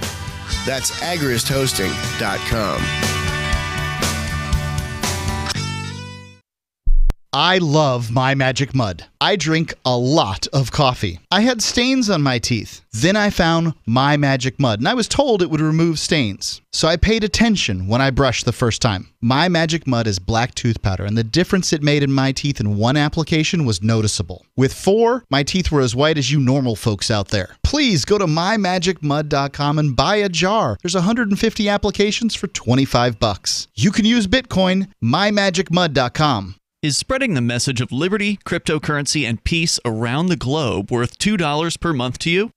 As you may already know, in addition to our internet feed, LRN.FM broadcasts on free-to-air satellite across North and Central America, as well as Sub-Saharan Africa. And we've been available on satellite for free 24/7 since 2010. The LRN.FM free-to-air satellite signal is reaching some of the most oppressive regimes in the world, and there's no doubt our ideas are making an impact. You can learn more about the channel's impact by watching the 3-minute video at fund.lrn.fm.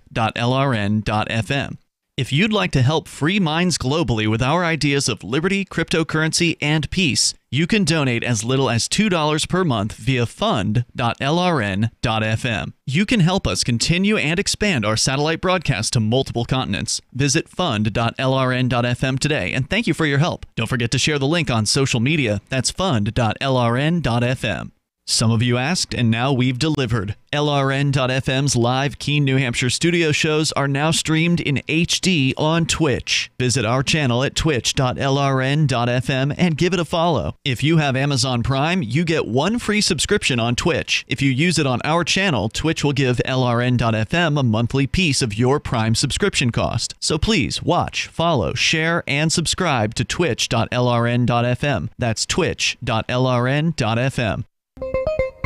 Following reports that local full-blown alcoholic Ken Matheson has such great friends that let him drink himself to death right before their eyes, the 32-year-old man spoke to reporters during a typical evening of binging with his closest friends. Man, these guys are like brothers to me. I don't know what I'd do without them. The chemically dependent man, who can reportedly always count on his friends to look the other way, facilitate belligerent behavior, and encourage his self-destructive impulses, informed reporters that the members of his tight-knit circle are, quote, the best buddies a guy could ask for. Can you just shut the fuck up? Seriously. Just shut the fuck up. I lost back then. Keep going. What the fuck are you looking at? I love you, man. I love you. Check this week's Onion Review for further developments. I love you. Oh, God, I love everybody. This is the Onion News Network.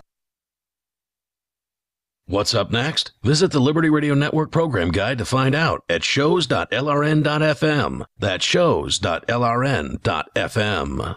You are listening to the Call to Freedom on LRN.fm. आप सुन रहे हैं स्वतंत्रता की पुकार सिर्फ और सिर्फ LRN.fm पे।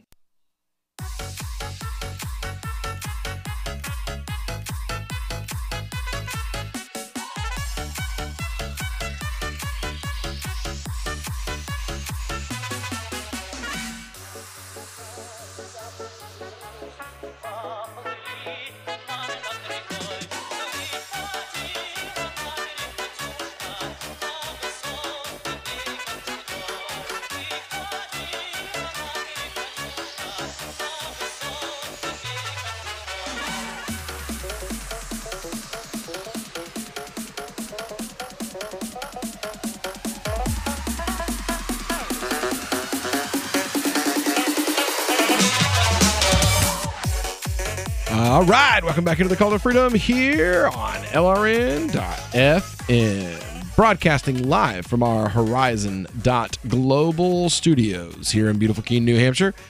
And it's another beautiful day here in the Shire. We are talking about Marxism and Bitcoin, of all things. Well, also Austrian economics and Bitcoin. In regard to the article you just posted to the Discord chat, they make a critical mistake. They've conflated what the Austrian economists recognized as good money with money in general. Tell us about it. Well, he makes the argument that Bitcoin cannot be money because it's not redeemable. It's not directly fixed to any sort of good currency. And I mean, we can immediately see why that's a nonsensical argument, because that would be true of any form of money, because it cannot be fixed to itself, because then it becomes not redeemable in this sound money. In order for sound money to be sound money, it must be redeemable in sound money. So what are dollars redeemable in?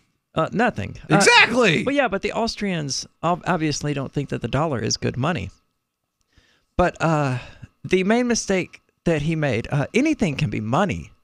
This sheet of paper I'm holding can be money if I use it as a medium of exchange. And Mises spelled that out in Human Action, and so did Hayek, and so did Rothbard. So I don't know where this guy is getting his ideas. It would not be good money, because it's easy to counterfeit. It's easy to fake. It would be terrible money, but it could be money. All I'd have to do is find somebody willing to accept it, because that's what money is, a medium of exchange. Ideally, that medium of exchange will have other characteristics that make it more desirable for the person from whom you're trying to purchase something will desire it. I think I said that, but it doesn't necessarily have to have those characteristics to be money. The US dollar doesn't have most of them, and it's still money. It's bad money, but it's still money because most people will accept it as a transfer of value because they can transfer it to someone else for that value. And the same is true for Bitcoin. There are plenty of people who I could give Bitcoin to as, you know, a transferal of property, and they would gladly take it because they could use it to transfer to someone else that same value or more value or less value depending on the price of Bitcoin at the time that they make the transfer. But that's what it's meant to do, and that's what money is. Is Bitcoin money based on your own personal opinion, though? Because I know people that invest in Bitcoin, but they don't view Bitcoin as money. Anything is money. Bitcoin absolutely is money. I wouldn't say it's just money. I would say that it has a lot of characteristics of good money because it does store value relatively well, better than relatively well in the grand scheme of things. Compared to the dollar, yeah. Yeah. That has done nothing but continuously lose value, whereas at least Bitcoin may have booms and busts, but at least it continues to move upward. Yeah, it's got a clear upward trajectory. Yeah. And there's every reason to believe that whatever Bitcoin you buy today in 10 years will be worth 5 to 10 times what it's worth now. So it's an excellent store of value. Of course, we can't predict the future, but that's why it's important to have the past to look to. And the past that we have to look to regarding Bitcoin suggests that, hey, it's an excellent store of value. For all we know, gold could become absolutely worthless tomorrow. I don't know by what mechanism it could become worthless, but it could. Just, oh, okay, well, the new chips that we're making have no use for gold, and suddenly every human hates the color of gold. Who knows? It could happen.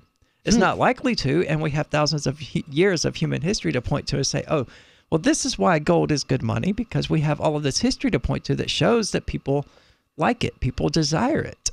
We may not have as much of that history to point to as we do with Bitcoin, as we do with gold, but we do still have I love this quote. Pretty important history. Bitcoin is not redeemable, provides no income, and has no collateralized value. It's worthless as a financial instrument. Thus, its fair price is zero. Yeah, that's retarded. Bitcoins are purely speculative assets. From the point of view of modern finance, but I mean, that's Bitcoin equally is not true money at of all. gold. There is nothing guaranteed. Gold is not money according to our system either. Neither is silver. Well, I'm not interested in our system because our system is based on the USD, and it's equally retarded as the quote you just read. I mean, according to our system, only pieces of paper printed up by our government are money. Yeah. Unless backed by violence. Yeah. Unless they want to tax you or whatever. Unless they want to. Well, I mean, are we really shocked that a communist only values that piece of paper which is backed by the government's gun as real money? I mean, seriously, you can't really be shocked by that. No, what I'm shocked is, I'm not shocked, but I would like to know what the communists would consider to be money. Whatever the piece of paper is that's backed by the most guns. Well, I mean, that's the capitalist view of money at the end of the day. Okay. It is. Because the only thing making your money is that other people are willing to take it. And those people are able to take it and hold on to it and keep it because of their ability to protect it and safeguard it. So whoever is able to protect and safeguard the money most effectively is what will be recognized as the money.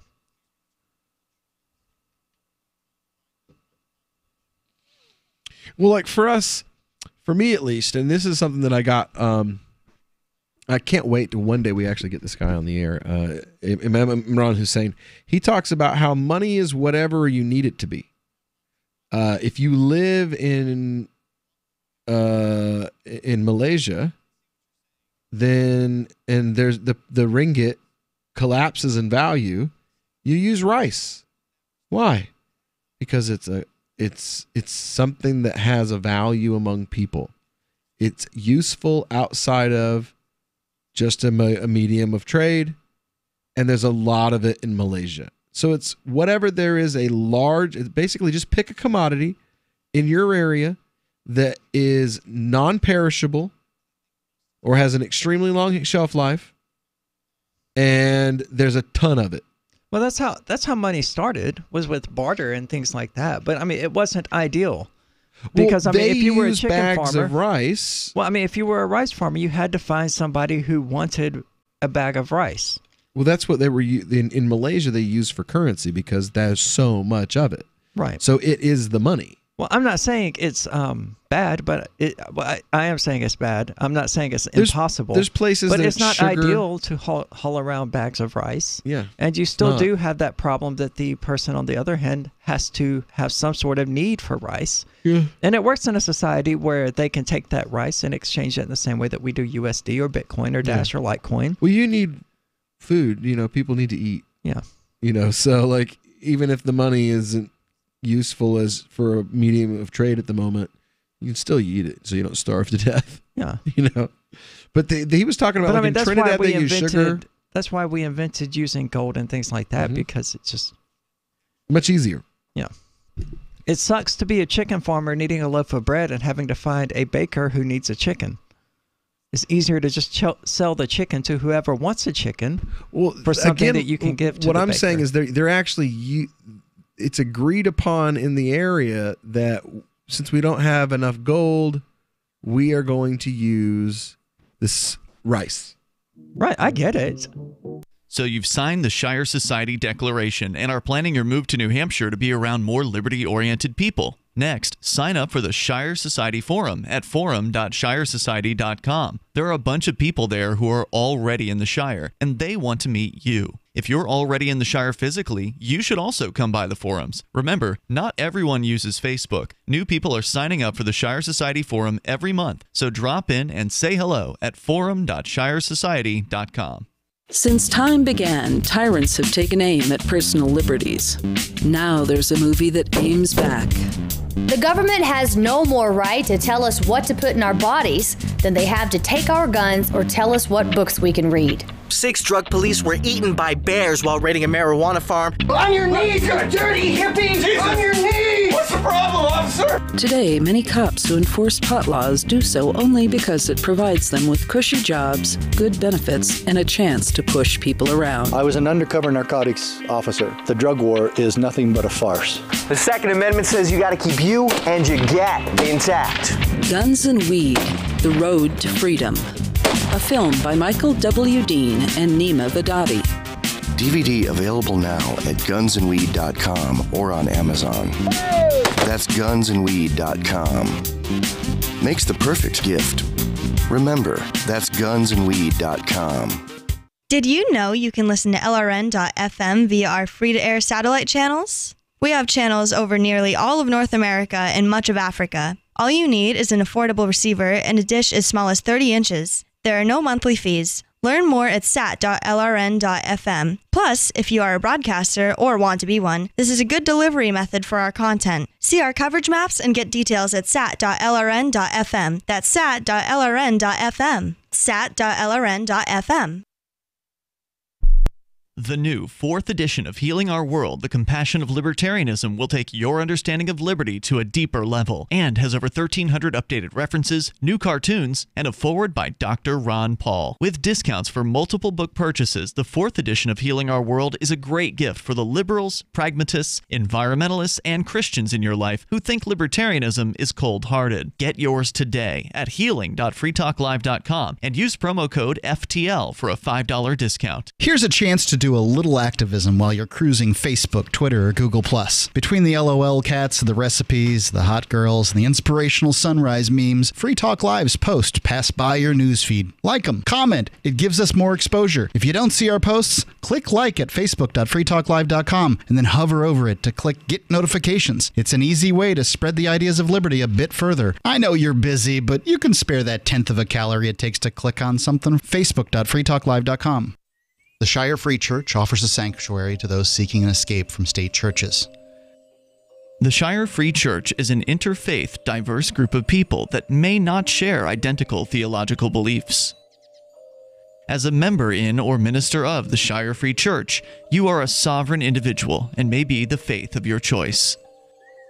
We don't claim to have all of the answers. We are open to all peaceful people. We want to learn from each other. What unifies the Shire Free Church and its diverse members is peace, love, and liberty. There are many paths to God, one for every individual. The Shire Free Church does not define a specific path beyond those parameters that must be your foundation. Peace as your way. Love as your guide. And liberty as your light. Learn more at church.shiresociety.com. That's church.shiresociety.com. If you enjoy LRN.FM, please contribute to your favorite shows via their websites and become an amplifier at amp.lrn.fm. That's amp.lrn.fm. You are listening to The Call to Freedom on LRN.fm. Unasikiliza wito wa uhuru katika LRN.fm.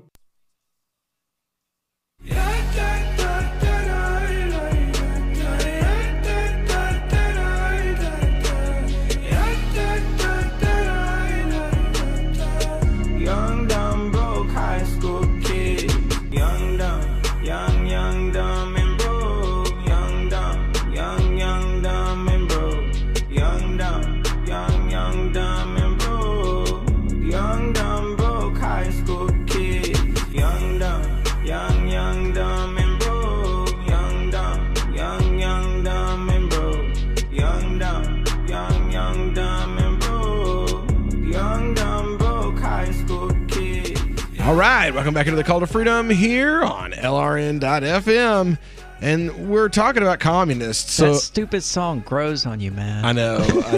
The funny thing is, I legit love that song now. I know. I mean, especially the rest of it, because it is a good song with a good message, but it's perfect for when we're talking about communists, because that's usually who believes in communism is young, dumb, broke high school kids and overeducated, broke college kids. So yeah.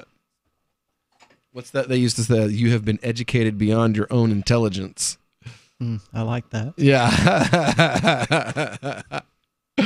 But they're talking about Marxism and Bitcoin.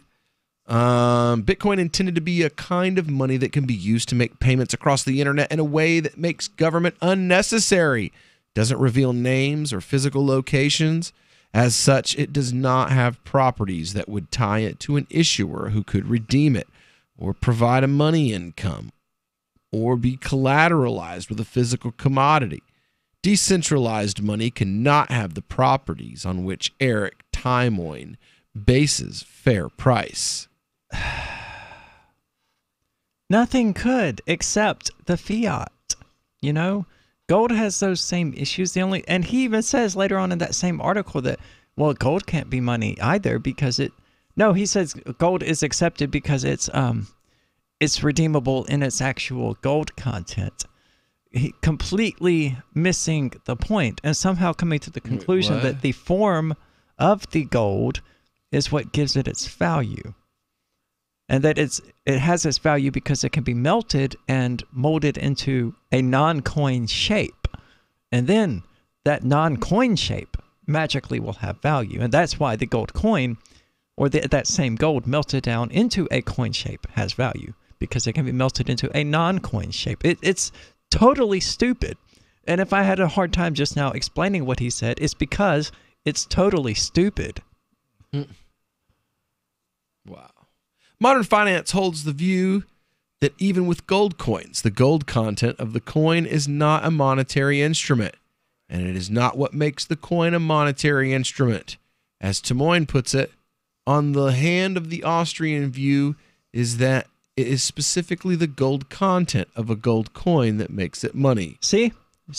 Because you can take that coin, that gold coin, and melt it into a gold something else. That's why it has value. What? Frank Shostak, the associated scholar of the Mises Institute, Speaking of people educated beyond their intellectual capacity, claims an object cannot be used as money unless it already possesses an objective exchange value based on some other use. Murray Rothbard, nothing has an objective value. One of the key theorists of libertarian capitalism, states that money cannot originate, quote, by everyone suddenly deciding to create money out of a useless material, nor by government calling bits of paper money. Except it can. Rothbard further explains that Rothbard being wrong does not change the fact that it can. Rothbard further explains that the only way money can come to exist is, quote, by beginning with a useful commodity under barter and then adding demand for a medium of exchange to the previous demand for direct use, end quote. Yeah, and that's true about sound money, good money. Though inconvenient to Bitcoin proponents, it's clear that Austrian theory would not consider Bitcoin money, since it's a useless material, which never had any value based on some other use prior to being money. Time out. I don't know how to explain this. The first Bitcoins got their value because people were willing to exchange some other form of property for them. They were literally bartering something that they had for those Bitcoins. Yeah. That's how it all started. What they were bartering was generally cash and other fiat currencies, but that doesn't matter. It's one form of property representing some amount of wealth. They were literally bartering their property for the Bitcoins. It was barter. It's still barter. Yeah. So I think this guy is really confused. He's a communist. Of course he's confused. Well, I think he's rebutting communism in the process of this. Not on purpose. Well, that was what I got from reading it. I got, okay, this guy... The first article, yes. But the second one from the P2P Foundation that the first article is addressing, he's a communist. And the guy's... Well, that's why he doesn't understand any of this. Yeah. Okay, got it. He's an idiot.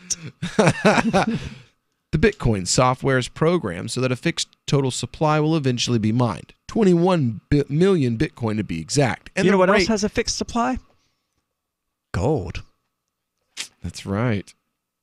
Hydrogen, helium, water. Everything in the universe has a fixed supply. A fixed supply. People. Solar energy, wind energy, geothermal energy, human beings. Everything. This computers, there's eventually. Oh my God. Oh my I tell you what, dude, you find something that exists in infinite supply, and I will grant you that it does not make good money. How about that? Opinions.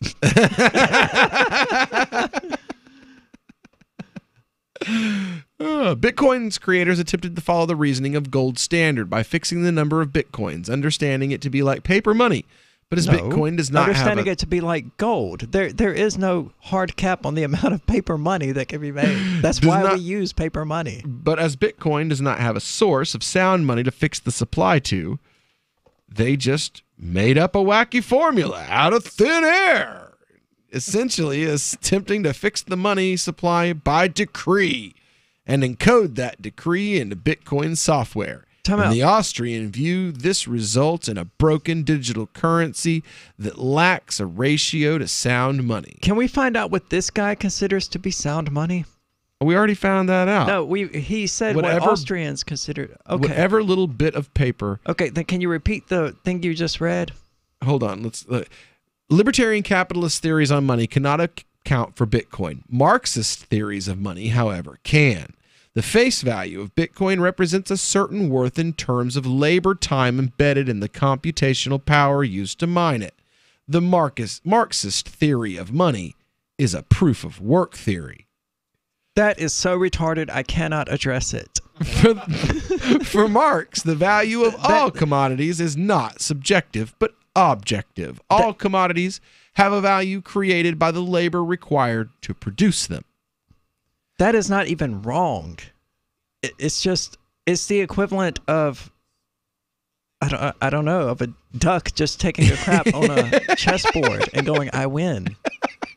It's like, I can't argue with that because there's the crap. The reason that money can be used as a way to express the price of other commodities is because it represents a certain amount of labor, which is also what the worth of the other commodities is based on. As Marx states in Grundrisse, 1x ounce of gold is in fact nothing more than 1x hours of labor time materialized and objectified.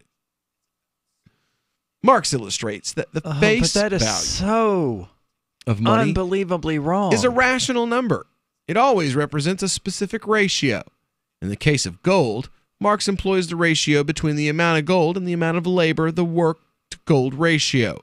The value of the total volume of gold. Then how do you account for the price of gold today when they're not mining it anymore? What Marx is arguing is that the people taking pans out to the California gold rush because they put significantly less labor into collecting their gold than do the miners in Africa. The ones getting the gold out of the rivers in California back during the gold rush, their gold is worth less than the ones mining it out of the ground in Africa. That is so demonstrably false that it shouldn't have to be pointed out. But it has the gold is of equal value. When you go to get a gold coin, you don't go, wait a minute, did you mine this or did you get it out of a river? Because I don't want that cheap river gold. I want that hardcore gold that some poor miner dug out of the earth before he died from smoke inhalation at the age of 26. I want that. You take your river gold elsewhere. All right, we'll be back with some more. Right. Why did you move to the Shire? I moved here to the Shire because there's other people around who take liberty just as seriously as I do. I moved to the Shire because I saw videos of people challenging authority and thought that I could get support myself. It called to me, like, do this right now. I wanted to be around people like me who got it. And once I got here, I knew there was nowhere else that I wanted to be. I've always wanted to change the world. So I moved to the Shire to join people who were actually working towards doing the same thing. The people here are awesome, loving, and positive. It was for the adventure and for the feeling of something important is happening here. And I just wanted to come to sort of be part of that. Visit ShireSociety.com to read and sign the Shire Society Declaration and learn the reasons why, if you love liberty, you should immigrate to the Shire. Plus, add yourself to the Shire map at ShireSociety.com. That's ShireSociety.com. Now that you've found the Liberty Radio Network at LRN.FM, you may want to help expose others to our great programs. To assist you in doing so, you'll find resources at promote.lrn.fm, including details on how to get a free bumper sticker, quarter-page flyers you can print out and distribute, banners for your website, as well as files that will allow you to make your own custom banners and graphics. Visit promote.lrn.fm and help bring new listeners to the Liberty Radio Network. That's promote.lrn.fm. Cell 411 is a free app for Android and iOS that replaces government-controlled 911. Cell 411 allows you to preset a group of friends or private organizations to show up at any emergency. Cell 411 is a nightmare for the state because it proves their so-called services aren't needed. Cell 411 has had thousands of installs, and of course it's covered by the BIPCOT no government license. Cell 411 because your friends won't shoot you when you're in trouble. Without the government, who would build the emergency services? You and Cell 411. Get it today at getcell411.com. More of the Call to Freedom is coming up next, live after the news on the Liberty Radio Network at LRN.FM. From Keenan, the Shire, the Liberty Media capital of the world, this is Daryl W. Perry, host of FPP Radio News for Wednesday, September 5th, 2018. Silver's trading at $14.16 per ounce. Gold is valued at $1,195 per ounce. Zen is trading at $18, and the average price of Bitcoin is $7,018.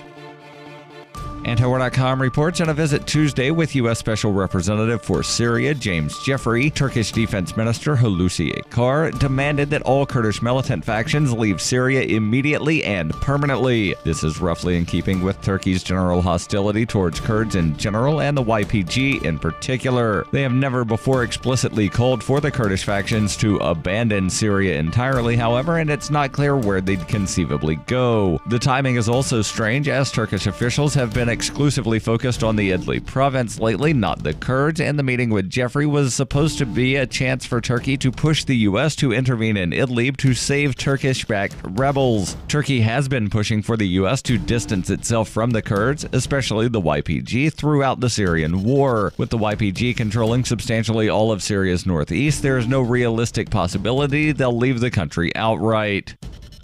You can support FPP Radio by shopping online. Whether you're looking for precious metals, bitcoins, or books, you'll find that and more at shop.fppradio.com. Every purchase you make from one of my affiliates, like Namecheap and Amazon, at shop.fppradio.com helps fund FPP Radio. Or you can shop directly from FPP with Bitcoin in the Bitcoin store. That's shop.fppradio.com. UPI reports the FBI recovered a pair of ruby slippers worn in the 1939 film The Wizard of Oz after they were stolen from a Minnesota museum. On Tuesday, the U.S. Department of Justice said the slippers were recovered as part of a sting operation in Minneapolis earlier this summer after an attempt to defraud and extort the Markel Corporation, which owns the slippers. Jill Sanborn, special agent in charge of the Minneapolis division of the FBI, said, "At the heart of nearly every art crime, we see greed woven into the fabric of the scheme, greed to take it and greed to profit from its return. Dorothy's slippers are a treasured piece of Americana, and we are hoping members of the public can help us better fill in the details that will finish the script of this mystery so we can hold accountable those who were behind the scheme." The DOJ said the slippers are one of 4 known existing pairs worn by actress Judy Garland in the film and hold an estimated value of millions of dollars if sold at auction. The pair recovered by the FBI were known as the traveling pair and were stolen from the Judy Garland Museum in Grand Rapids in 2005. They weren't located until 2017 when the Grand Rapids Police Department reached out to the FBI for assistance when a plot to extort the Markel Corporation emerged. After the slippers were recovered in July, the FBI brought them to the Smithsonian's National Museum of American History in Washington, D.C., where conservators examined them to confirm their authenticity. The FBI has identified suspects, and investigators have called on the public for assistance identifying all parties involved in the initial theft and extortion attempt. You can support FPP Radio by joining the Fans program. Fans are friends, allies, and numerous supporters. Fans help FPP afford to produce more original content. You can join the Fans program for as little as $1 per month through Patreon and get perks like ad-free versions of FPP Radio News and Peace, Love, Liberty Radio. To learn more or to join the Fans program, visit fans.fppradio.com. Reuters reports President Donald Trump blasted CNN and NBC News yet again in a tweet on Tuesday, criticizing NBC's handling of a story on movie producer Harvey Weinstein and suggesting a look at their license without specifying exactly what he was calling for. Trump has frequently criticized the U.S. news media for what he has said is unfair coverage of him. He wrote in the tweet, which cited the outlet's coverage of Weinstein, "I have long criticized NBC and their journalistic standards, worse than even CNN. Look at their license." Ronan Farrow, a reporter, had said NBC News blocked him from working on a story about Weinstein, who is facing criminal rape and sexual assault charges and a civil lawsuit for sex trafficking. A former NBC producer corroborated Farrow's allegations. Farrow later published a story in the New Yorker magazine. NBC has defended its handling of the story. Trump blasted NBC and other TV networks last October, calling their news fake and suggesting he would challenge their licenses. The FCC did not immediately comment on the tweet, but in October, the FCC's chairman said the agency does not have authority to revoke broadcast licenses over editorial decisions. This has been FPP Radio News, online at fppradio.com. Saying that he has no idea what to make of the mixed signals, area man Pete Summers told reporters today he keeps getting ambiguous text messages from local woman Haley Mueller, claiming that she's not at all interested in him. One minute she's like, I don't want to go out with you. And then she'll mention how she has to go hang out with her boyfriend. I mean, what am I supposed to do with that? Summers, who first met Mueller at a friend's party last month, informed reporters that the 27-year-old's increasingly perplexing text messages have left him unable to ascertain whether or not she would want to date him. He also noted that Mueller's behavior at social gatherings was equally vague. Last weekend, we were at a party, and every time I would go up to her, she just said, "Leave me alone." Then I text her the next day, and she totally doesn't even respond. I mean, she just needs to make up her mind and tell me what she wants. She hasn't answered my last 3 phone calls, so maybe I should go over there and make sure everything's okay. This is the Onion News Network. You are listening to the Call to Freedom live on LRN.FM. تستمعون إلى نداء للحرية مباشرة على LRN.FM.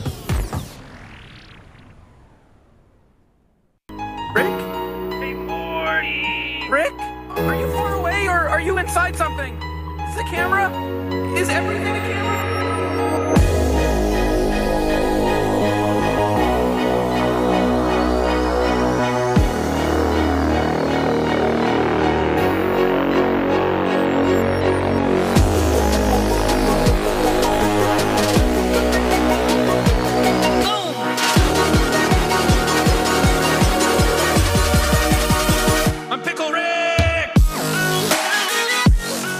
All right, welcome back here to the Call to Freedom here on LRN.FM. It's hour 3 of this drive home broadcast on a Wednesday afternoon, and I am joined today by Miss Aria DiMezzo, the Queen of Crypto herself.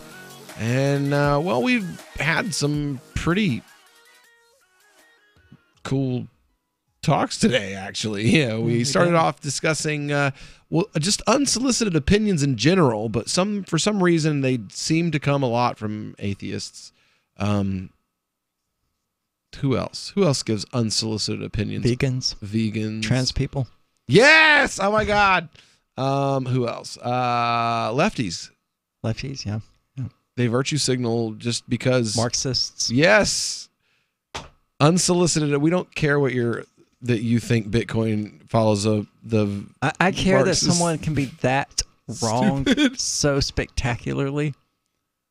But for me, it's more of a case of, studying the human brain and how someone can be so intelligent and yet so off the rails as far as what they actually think. It's like it takes all of 5 seconds to realize that the labor theory of value is crap. Yeah. But they refuse to put their brain to use in that direction to determine that. But I worked for 60 hours on this. I think I deserve $45 an hour for the effort I put in. Therefore, I should get $2,400 out of this thing. I'll give you $300 for it. And if someone's willing to give you $45 an hour, then you deserve $25 for whatever the monetary value is. Yeah, but if they're not $2,400, yeah. You can scream until you're blue in the face that you want something. I made this letter opener. It took me 60 hours to carve the handle and cast and beat it out. Giggity. And the whole thing. I sharpened it too. I want my labor value. Well, I'll give you $50 for it. But I wouldn't give you that for this, but I mean, if it was actually handmade, I'll give you $50 for it. When I drove through the Midwest, there are a ton of Native American stores featuring handmade crafts, and none of them are very expensive. That's right. I bought the girl that I was going to stay with a cross because she collected them, and it was very well made. You could tell that someone spent hours upon hours upon hours making this thing. It was $15. Exactly. Why? Because they weren't charging based on how long it took the dude to make it or the chick to make it. They were charging based on how much an average person would want to spend on it. Because that's how this whole thing works. I don't get to tell you how much you're willing to pay. No, I'm telling you that because I put this much time in it, you are going to give me this much money.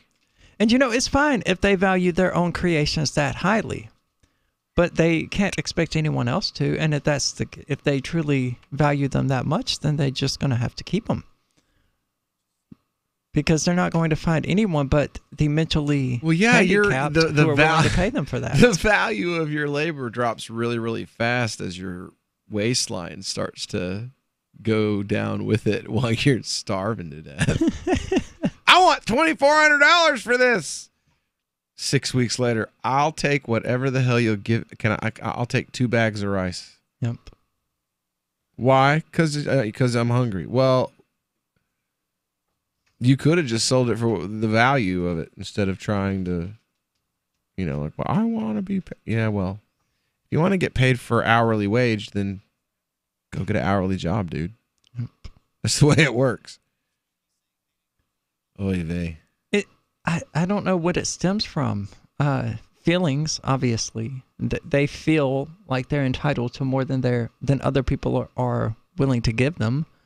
And it seems like there's some disparity there where they don't seem capable of understanding that other people might disagree. No, that can't be. Well, it can't be if they get the opportunity to craft the world that they wish to craft, because they'll kill everyone who doesn't agree, as, the communists and socialists always have done. So, I guess in that sense, they're correct.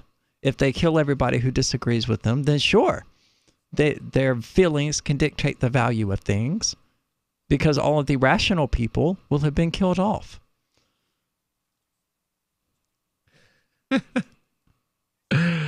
Oh, goodness gracious.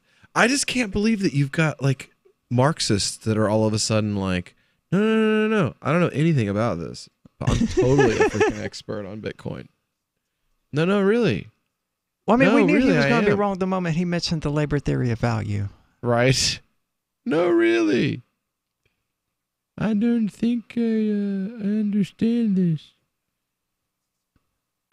He couldn't even... In order for the labor theory... He couldn't even describe Rothbard's theories correctly. No, he couldn't. Well, because if he could, he would realize that Rothbard was correct and everything that he just wrote is moronic. That's one step too far. I want to see Johnson. I want to hear Johnson talk about this on the air one night. He came so close to getting Rothbard correct, but he failed at the most critical parts, Because if he understood those critical parts, he would realize that Marx was an idiot who had no idea what he was talking about, spent his entire life unemployed and was like, well, I can't do anything else. No one wants to sleep with me. I might as well just write my thoughts down, no matter how insane and detached from reality they are. And More the result entitled is the Communist Manifesto. I exist, therefore I am entitled to these things. Yeah. Marx... A life without difficulty, basically, is what he said. Humanity... He had a profound realization. I'll give him that. It was a profound realization at the time to notice how the tools of the trades had transferred from the actual people engaging in those trades to the owners of businesses. And that's because the tools became so complicated and so prohibitively expensive. Yeah. That was a sincerely profound observation. But from that, he went nuts. He didn't understand the context of it clearly. He didn't understand the reasons for it. He didn't understand the benefits of it. And he has never proposed any sort of reasonable way in which the average tradesman today could acquire the tools that they need to engage in these specialized tasks. Like the brother-in-law I mentioned earlier who works maintenance at an aluminum factory. He has no way to even do his job if those big $550,000 machines aren't there. Yeah. How is he going to acquire those $550,000 machines in order to do his job? He can't. They're prohibitively expensive. They require too many resources for an ordinary individual to be able to gather them. And they require much too much expertise for someone who fixes them to be able to build them. It's a collective effort involved by so many people. And then you have people arguing, well, we made this much aluminum, so how much should each person get? But I did this and you did that, and then we're all just going to get equal amounts. Nope, it's stupid. Nobody would go for it except young, dumb, broke people. Yeah. The ones who don't have those skills. Or jobs. Yeah. Or the wealth. ones who are working at McDonald's and going, man, I wish I, had a house and owned a factory. They're the only idiots dumb enough to go for this.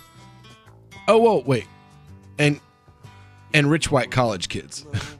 Until they have get jobs. Yeah. Oh, wait. They're sociology professors too. Oh, until they get real jobs as well. Yeah, we'll be right real back. jobs. We've all heard about blockchain assets like Dogecoin, Ether, and Ripple. Bitcoin isn't the only player in the blockchain game any longer. And for those of us wondering how to get our hands on these digital assets, finally, there's a solution. Shapeshift.io allows you to buy and sell between your digital assets and Bitcoin instantly between your own digital wallets. I've used it with ease. Shapeshift.io. There's no account or email address needed. You send them the crypto you want to sell. They send back the crypto you want to buy. It's that easy. Shapeshift.io. So the protection of life, liberty, and property is what the Free State Project is all about. But it's an effort to move 20,000 people who understand. It's about demonstrating to the entire country that, yeah, we can have a free market, a truly free market. Making it just a freer, great place to live. It's the world's largest voluntarist libertarian community, and it's only getting bigger. That's amazing, to be able to move to a place where other people passionately believe in being free and independent. What the Free State Project is managing to do, though, is to put their money where their mouth is. It's physically getting up across the country and saying, let's go someplace and let's demonstrate the power of these ideas. There's a lot of kind of philosophy that surrounds liberty. There's a lot of thinking about it and talking about it. But here in New Hampshire, people are doing it. 101 Reasons Liberty Lives in New Hampshire, a documentary by Free State Project Early Movers. Watch it free at 101reasonsfilm.com. 101reasonsfilm.com. LRN.FM is proud to announce our official listening apps for Android and iOS devices. Now you can easily tune into our streams anywhere, anytime on your smartphone or tablet. Just visit apps.lrn.fm or search for LRN.FM in the Android or Apple app stores. Please download, rate us 5 stars, then share the link on your social media and let your friends and family know how you're listening to LRN.FM. Download it now, free at apps.lrn.fm. When you hear the word lobbyist, you probably think about greedy corporations, but not all lobbyists are the same. Some are fighting for the freedoms you hold dear. Liberty Lobby LLC is doing just that in New Hampshire, working hard to represent you, not some special interest group. You can help by going to libertylobby.info, where your contribution will give us the tools we need to ensure that your voice is heard. Visit libertylobby.info today to find out more. There are lots of ways to listen to Free Talk Live. Our podcast has been around since podcasts began, and now the FTL feed is loaded with content besides our full show archives. Did you know that we make it easy for you to customize your podcast subscriptions? We have different feeds, one that includes only our full shows, one with just the Daily Digest, and one with just the Edgington Post. You decide what you listen to. It's quick and easy to customize your feeds at feeds.freetalklive.com. That's feeds.freetalklive.com. Do you know the difference between erudite and pedantic? If you do, you're probably pedantic. But seriously, a surprising number of erudite people mispronounce erudite, which has 3 syllables, not 4. Say erudite, not erudite. Because you are judged by how you speak, you want to avoid common misstatements, especially if you're a job seeker. For instance, do you know the difference between imply and infer? Only a speaker can imply, only a listener can infer. And when you say you'll be out of pocket, do you mean out of touch? Out of pocket means you're on your own dime, not yet reimbursed. And if anyone ever asks, why do you always answer a question with a question? You should reply, do I do that? Just kidding. From survivalspeech.com, I'm Holland Cook. Join the LRN.FM Discord for live chat 24/7 at discord.lrn.fm. That's discord.lrn.fm. This is Angel Clark, and you're listening to The Call to Freedom on LRN.FM.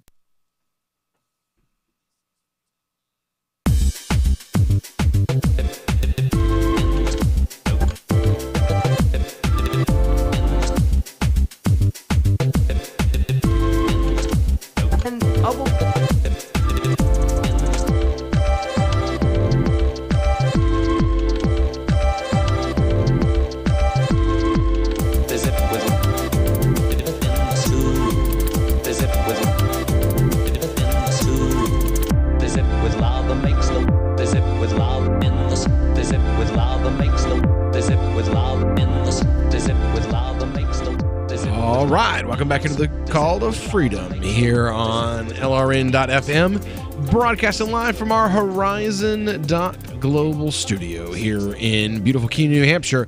It is another beautiful day here in the Shire. Temperature slowly creeping down outside. Thank goodness. Yeah. Oh, good Lord. It was like in the 90s earlier today. It was. It was ridiculously hot. Up, and Bitcoin's back below 7,000. Down. It's doing better than I expected it to be. In the burning ring of fire.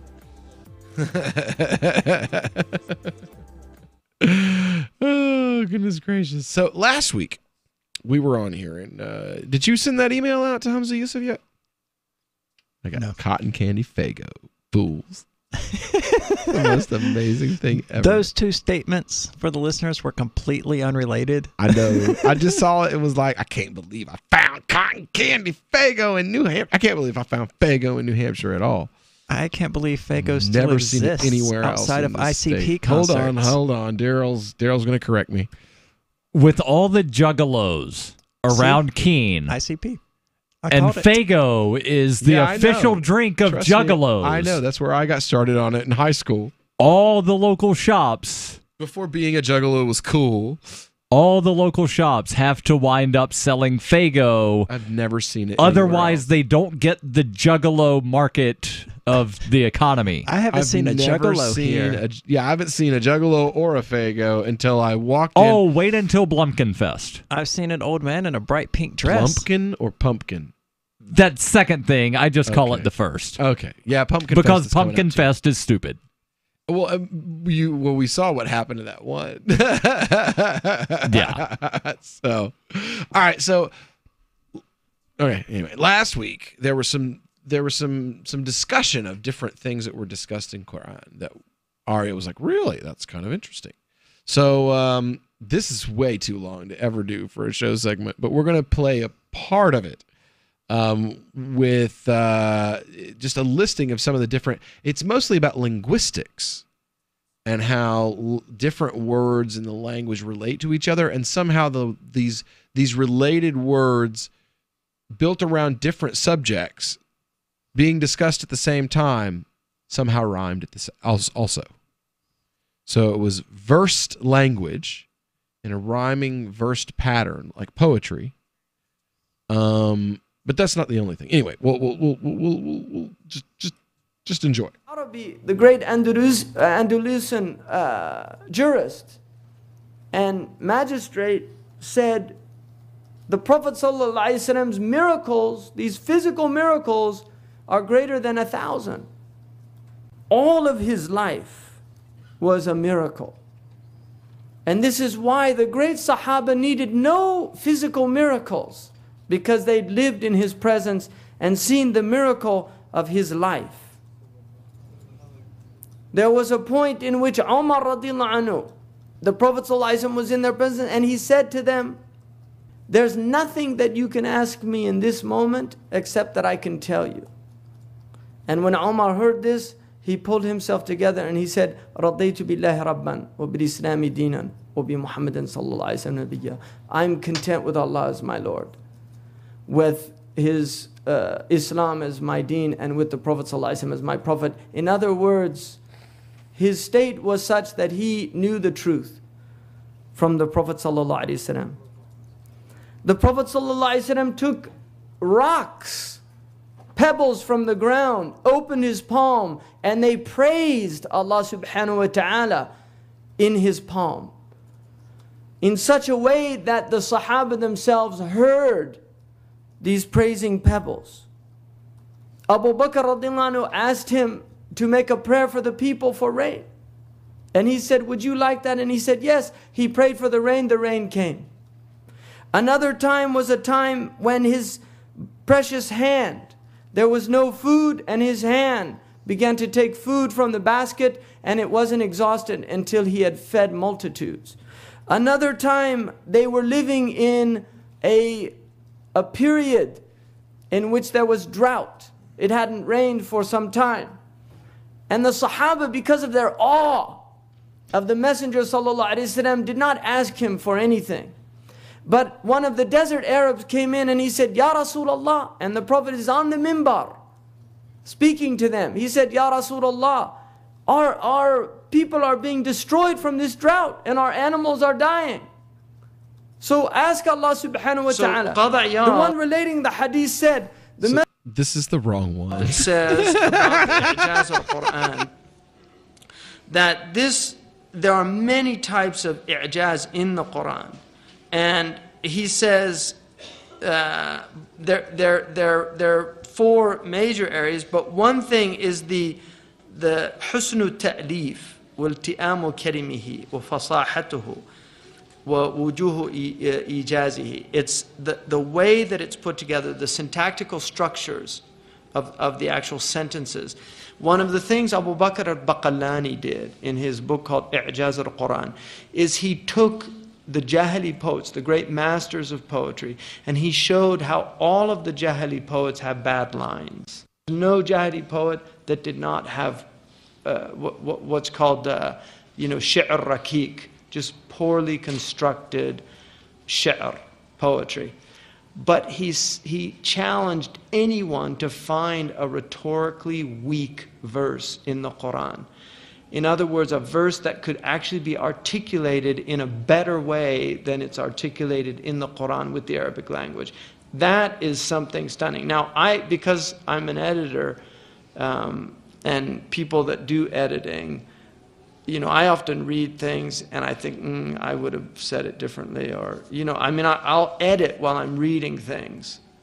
Modern Arab writing is really hard for me to read because I've spent most of my life reading classical writers who have just such a mastery of the language that it's hard to imagine that you could improve on their language. So that's the thing about the highest level of editing gets to the point where you just can't improve on it. It would be hard to improve on it. But in any book that's ever been written, you will find things that can be improved on. It doesn't matter. Shakespeare, anybody. Shakespeare has doggerel in his plays. So Abu Bakr al-Baqallani shows that the Quran does not have any rhetorically weak language. It's just if you take the science of rhetoric, which is a science, and analyze the Quran, you won't come any. So that's and then ilti'amu kalimihi, the appropriate. One of the things about language, and this is why people enjoy listening to eloquent people, because when you hear really eloquent language, it's more. Join Daryl W. Perry on Peace, Love, Liberty Radio as he brings you news, views, and opinions while promoting the ideas of peaceful interaction. Most people would say, well, yeah, you've got the cops. The cops are there to protect and serve. Wrong again.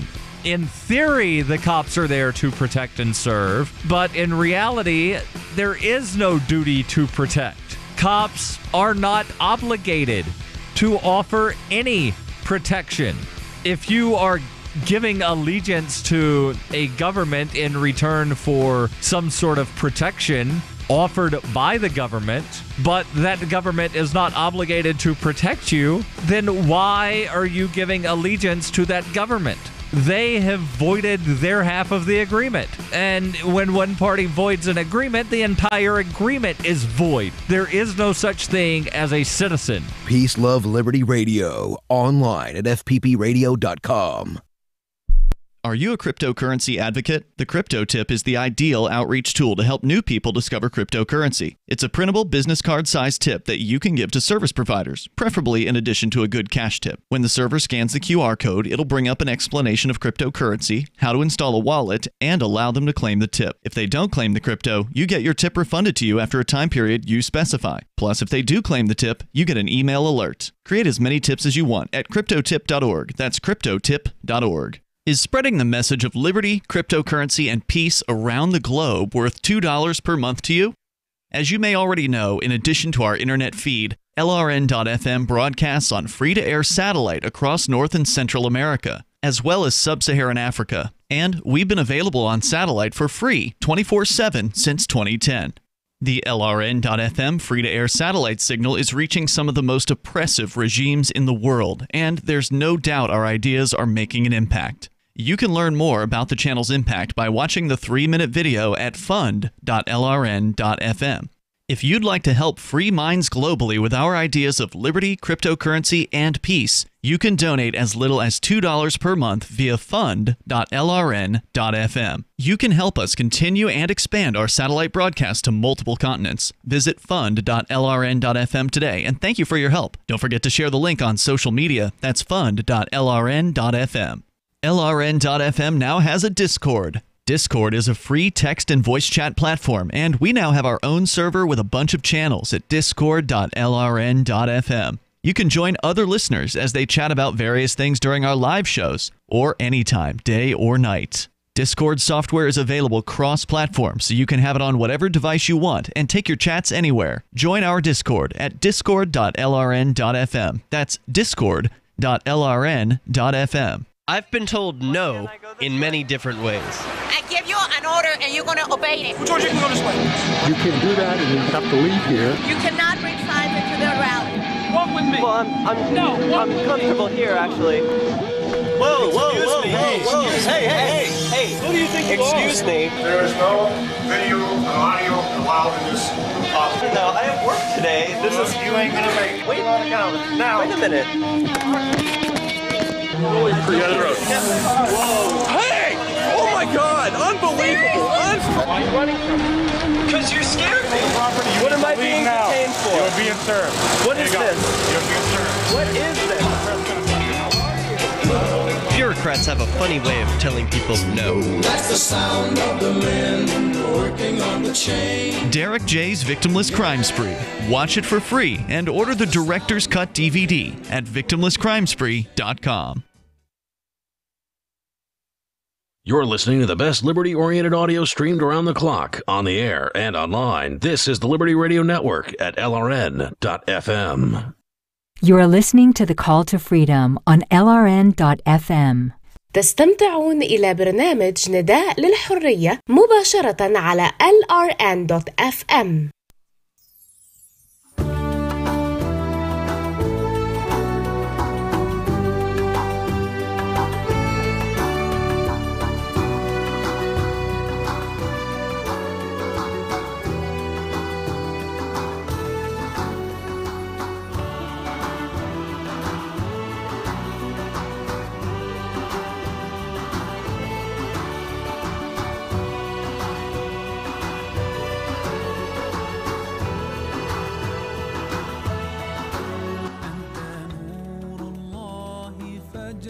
Even the letters that are used, have meaning. I'll give you some examples. In the Arabic language, the word khafif, and thaqil. سَنُلْقِي عَلَيْكَ قَوْلًا ثَقِيلًا. Qaf is one of the heaviest words in the Quran. Qaf. Al-Quran. Qaf يدل على الالتصاق يدل على قاف is usually used in words يدل على انتهاء or قطع or قعر, you know, the depths of something, the severing of something. It's a very strong word, which is why قطع is a qaf, قطع, قذف, qattara. I mean, many examples of that. So the word thaqil, tha is a heavy word. Tha. qa, thaqil, it's heavy. Then nulqi alayka qawlan thaqilan. It's actually heavy. So we will thrust upon you a weighty word. So even the choice of the letters in the Quran have meanings. It's something really amazing about the Quran. There are many, many examples of that in the Quran. قُطُوفُهَا دَانِيَةٌ. قُطُوفُهَا قَطَفَ, to pick something, to pull it off. قَا. قُطُوفُهَا دَانِيَةٌ. Daniya, dunu is close. قُطُوفُهَا, qataf is usually difficult, and then daniya, it's something that's close to you. قُطُوفُهَا دَانِيَةٌ. Dunya, what's right, the closest thing to you. Dunu.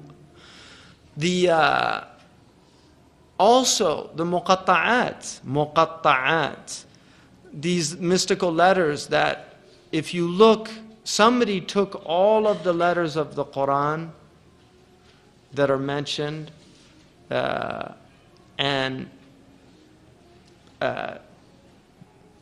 tried to assemble like a meaningful sentence from these letters, the muqatta'at.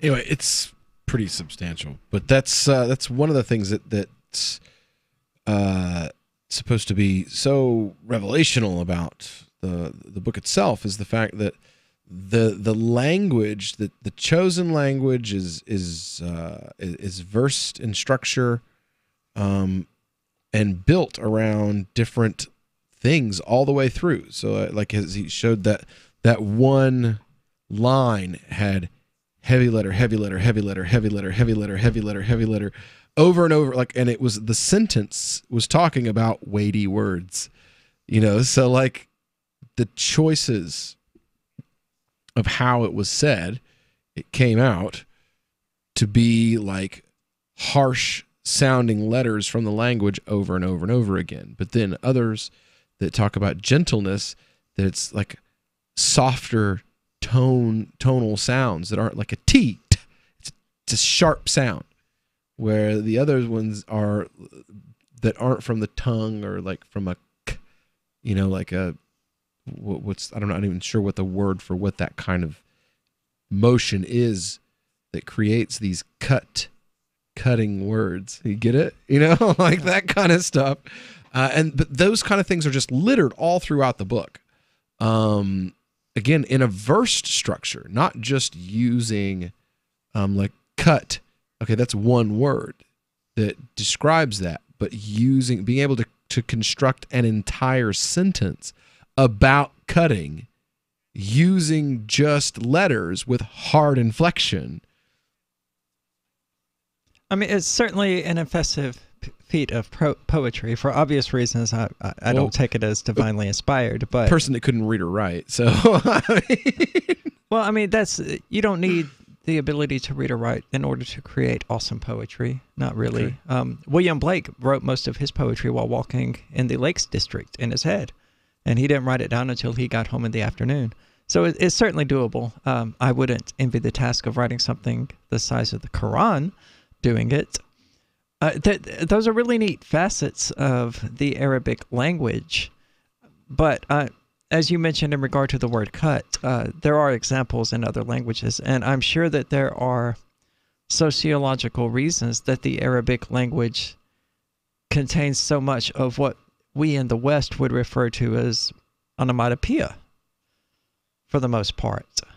Explain that for the listeners, please. Well, it's having a word that inherently represents the action that it's supposed to convey. Like the word cut, it's short, it's abrupt, it's harsh, and it sounds like it's being cut. Yeah. Wolf is another one. It sounds like a dog barking. And when you say it, it's short for barking. Interesting. The word bark doesn't sound anything like a dog barking. So No, it epic doesn't. fail on the part of the English language. Why not just erase the word? And I realize this is unrelated, but why not just erase the word bark and just use the word wolf? Yeah. The dog isn't barking, it's woofing. Okay. Yeah. The wolf is perfect. woofing. You just fixed a problem in the English language. Go you. But one of the interesting words you chose was that, the language that was chosen. And I realize that's what he's getting at as well, is that the language was chosen to be the one to convey God's message through the prophet. I think that any message relayed to us by a creator of the universe would be in a universal language and not one of man's language. I think that we would find it within the universe itself, and it would probably consist of things like phi and pi and what they call stupidly sacred geometry. But yeah, these, divine geometry. Yeah, but these geometry. Sort of messages that are clearly hidden everywhere throughout the universe. We don't know what they're trying to tell us. That's true. It's not spoken nearly as succinctly and clearly as you would find in a human language. But if there is a maker of this universe, then that message is absolutely there for us to figure out what it's supposed to be conveying. I don't think that if all else failed because we're humans and we're stupid and we don't look at things and we don't pay attention to obvious things, then maybe in that case an interventionist creator would be absolutely inclined to use a human language. Okay, you idiots, you're not getting it. So let me spell it out for you in terms you understand. So, I mean, that's certainly plausible. That's literally basically what the message of the Quran is like, okay, so what we've done here is we've sent you a book and you screwed it up. And then we sent you another book. Well, see, I'm saying before any of the books. And then we sent you another book again and you screwed that up again. So what we're going to do is we're going to send you a book that's meant to be memorized so that you can't screw it up because everyone is supposed to memorize it. Yeah, well, I'm saying before any of the books, I think a creator of the universe would have attempted, even if he knew that it would fail, would have attempted to communicate to us directly through languages not of our own. Like math? Yes, essentially. Okay. That's all I was saying. That I don't believe in that creator, but that's what I would expect. I see the math as like you call it insanely as a sacred geometry and sacred numerology. I just don't like the word sacred in it. Well, it triggers me. It's because it's divine. It's divine geometry. It's the way the world is set up purposefully. My name is Jacob Hornberger. I'm president of the Future of Freedom Foundation, which Congressman Ron Paul awarded for having an outstanding freedom website. Write us at fff@fff.org, and we'll send you a free 3-month subscription to our monthly journal of libertarian essays and our booklet, Economic Liberty in the Constitution, which George Mason University economics professor Walter Williams praised in a recent column. That's fff@fff.org. Free Press Publications is an independent, alternative media and publishing company founded in June 2009 with the mission of ensuring a free press for the freedom movement and is committed to spreading the message of peace, freedom, love, and liberty. FPP also gives new authors an avenue for publishing freedom-oriented material. FPP brings you daily news and commentary on the website fpp.cc, as well as a daily 5-minute newscast, FPP Radio News, and weekly news, views, and commentary in the FPP Freedom Minute and Peace, Love, Liberty Radio at fppradio.com, and the monthly newspaper FPP News at news.fpp.cc. Find FPP online at fpp.cc. That's fpp.cc, as in Creative Commons. Did you know you can get news updates about what's happening with the Liberty Radio Network delivered in the way you prefer? You can sign up for our email updates at updates.lrn.fm. Plus, you can stay in the loop by joining our Facebook profile at facebook.lrn.fm or follow us at Twitter at twitter.lrn.fm. It's all free, so sign up now at updates.lrn.fm for news updates delivered to your email box, facebook.lrn.fm to follow our Facebook page, and twitter.lrn.fm to receive our tweets.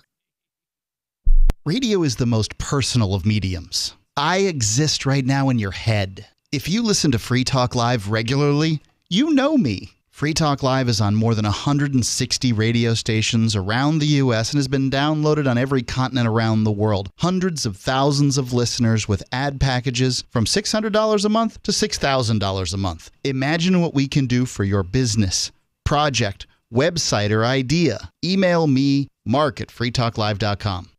Imagine someone in your community getting in their car, turning on the radio, and hearing the Liberty Radio Network. You can make that vision a reality with your own micro radio station. Visit broadcast.lrn.fm to learn how you can put our programs on the air in your area. You can have LRN.FM running around the clock, and you can even add in your own local shows. Building a radio station is simple, but programming isn't. That's where LRN.FM comes in. Learn more at broadcast.lrn.fm. That's broadcast.lrn.fm. On Free Talk Live, we're bringing people to the ideas of liberty every day. From wrestling superstars like Glenn Jacobs. You guys really are having an impact, I believe. Like I said, a lot of where I am now is due to listening to Free Talk Live. You changed my mind on some very important issues years ago. To random people tuning in on the radio. I was kind of stuck in the left-right paradigm. I heard your show by chance on a Saturday night. From there, I went on, joined the Free State Project, and become an amplifier. So, I mean, that's really the reason why I amp is because I know that if it wasn't for you guys being on as many stations as you are, I never would have found the ideas of liberty. Your amp will directly change more lives by getting Free Talk Live in front of people looking for talk radio online and on the air. When you amp Free Talk Live, you get perks like access to the AMP-only Facebook group and AMP podcast. Visit amp.freetalklive.com. Do you love Twitter? Make sure you favorite the LRN.FM Twitter account so you can receive our tweets at twitter.lrn.fm. That's twitter.lrn.fm. You are listening to the Call to Freedom on LRN.fm. आप सुन रहे हैं स्वतंत्रता की पुकार सिर्फ और सिर्फ LRN.fm पे। This song goes out to Jerry Garcia and Bob Marley.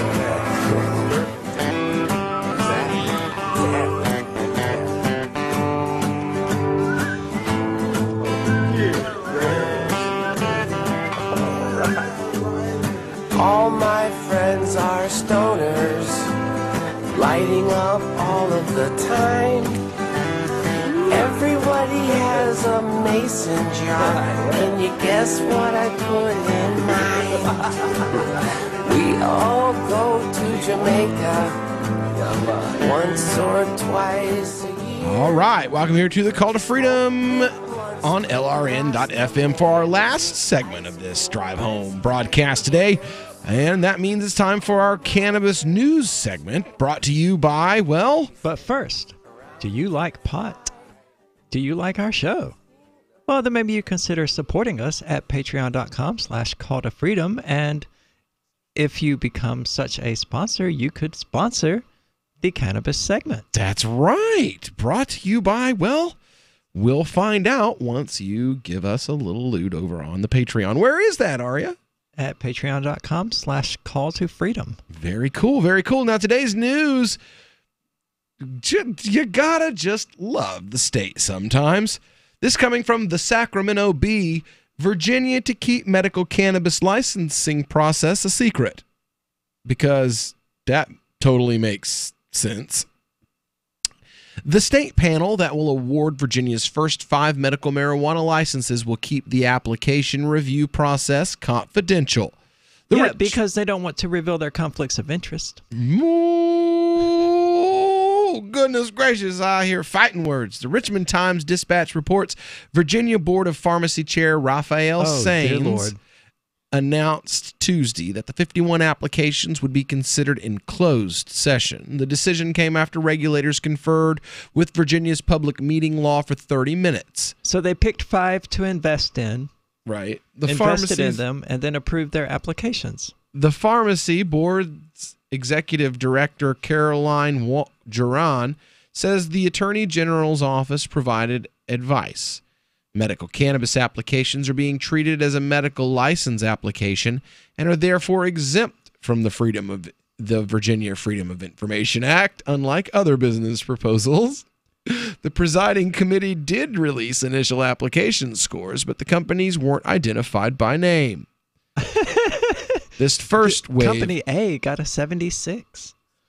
Company B got a 32. We won't tell you who they are or the criteria by which we scored them, but those are the scores.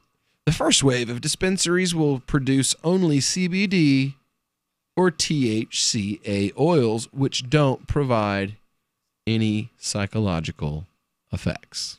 See, that's what I've been worried about from the beginning, that they would only legalize it if they found a way to make it as unfun as possible.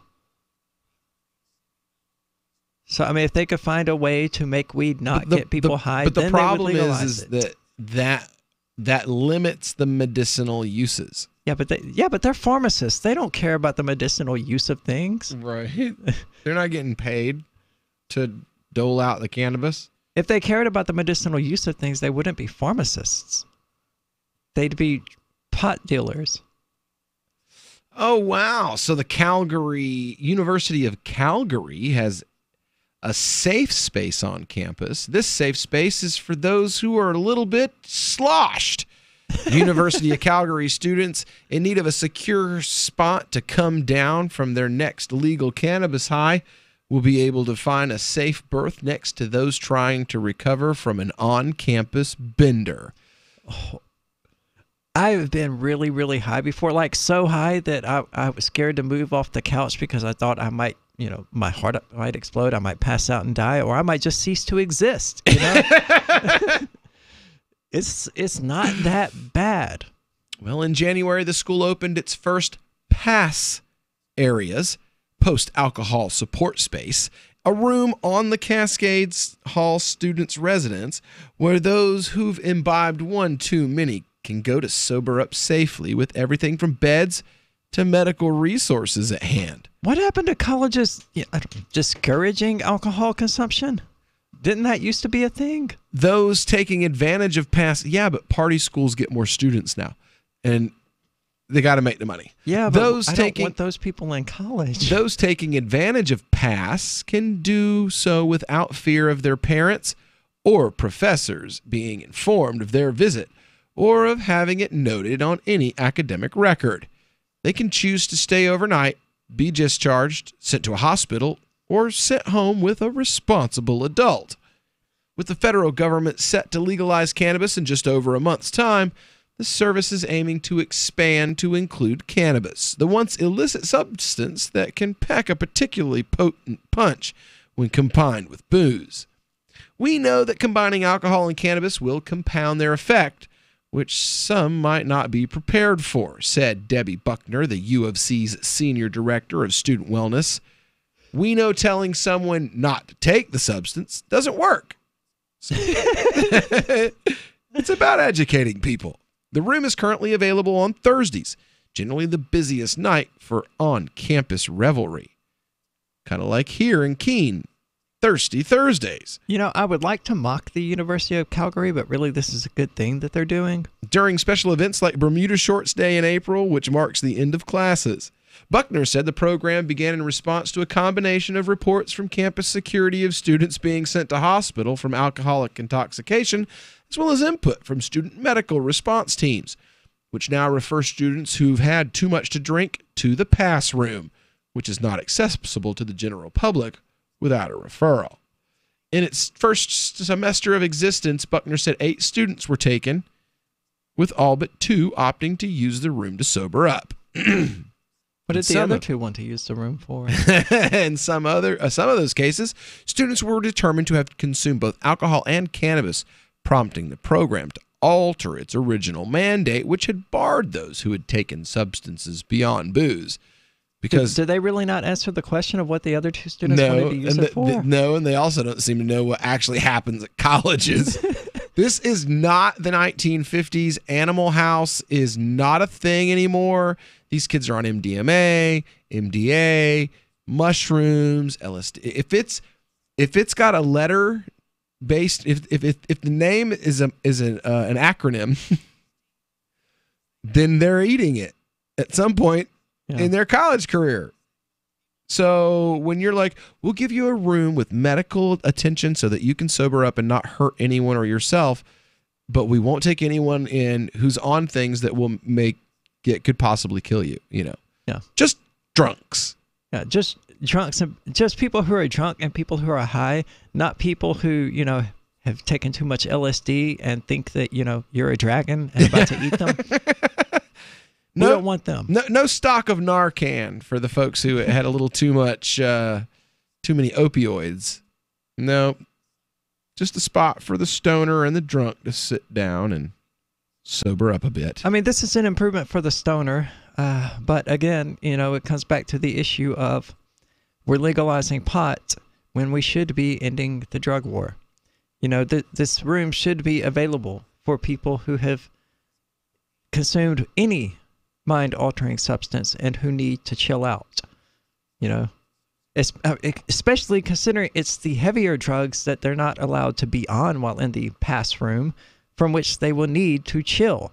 It's the MDMA, the LSD, the meth come downs that they will need a place to chill where people are making sure they're not killing themselves or other people or taking bites out of other people's faces. Right. I mean, come on. Yeah. Those are the ones who you don't need to go. Oh no, you've got to go back outside into the public and wander around doing your own they'll thing. call the cops. They will call the cops, and you'll ruin their life for the next 10 to 15 years. Yeah. And bravo. Well, I mean, yay, weed is legalized. Yeah, right. But that's why I'm looking at the story and I'm like, well, I mean, it's good, but it's so far from good enough.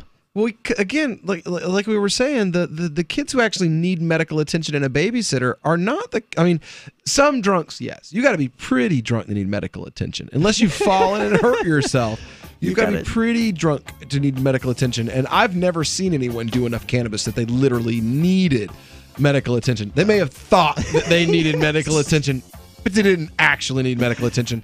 And the people who really do, they'll just call the cops and throw them in jail. So I'm not really sure how this really fixes anything other than saying we're endorsing you getting drunk on campus.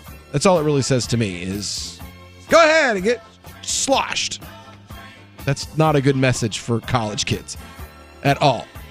Anyway, we'll be back with more tomorrow, but don't go anywhere because Free Talk Live's coming up next.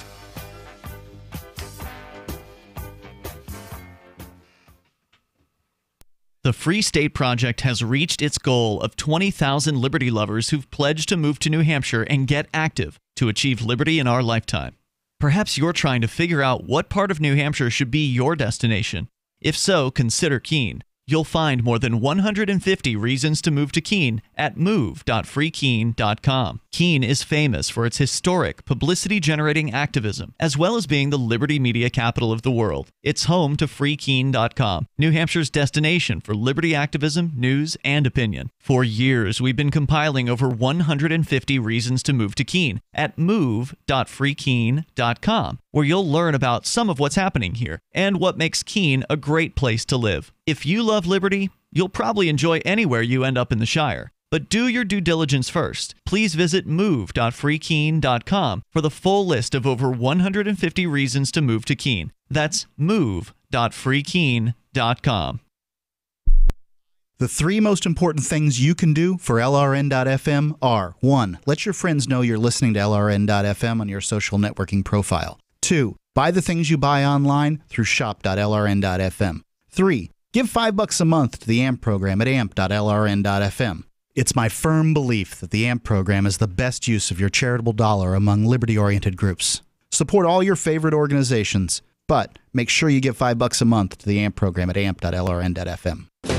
This Your Family Today tip is brought to you by Boost Kid Essentials Nutritionally Complete Drink, providing your picky eater with essential nutrition and great taste in one drink. Visit us at kidessentials.com. To make sure your kids eat healthy, follow the 5-a-day plan. Serve 3 servings of vegetables and 2 servings of fruit daily. Remember, a serving could just mean a piece of fruit or a half cup of veggies. If your kids are picky eaters, ask a nutritionist about other sources. For more tips like these, visit us at parenthood.com/yourfamilytoday.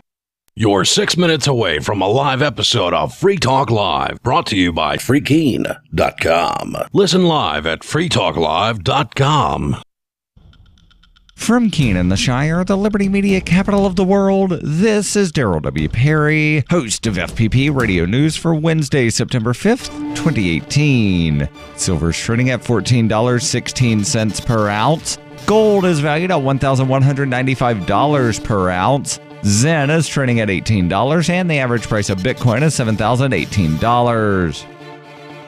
Antiwar.com reports on a visit Tuesday with U.S. Special Representative for Syria James Jeffrey. Turkish Defense Minister Hulusi Akar demanded that all Kurdish militant factions leave Syria immediately and permanently. This is roughly in keeping with Turkey's general hostility towards Kurds in general and the YPG in particular. They have never before explicitly called for the Kurdish factions to abandon Syria entirely, however, and it's not clear where they'd conceivably go. The timing is also strange, as Turkish officials have been exclusively focused on the Idlib province lately, not the Kurds, and the meeting with Jeffrey was supposed to be a chance for Turkey to push the U.S. to intervene in Idlib to save Turkish-backed rebels. Turkey has been pushing for the U.S. to distance itself from the Kurds, especially the YPG, throughout the Syrian war. With the YPG controlling substantially all of Syria's northeast, there is no realistic possibility they'll leave the country outright.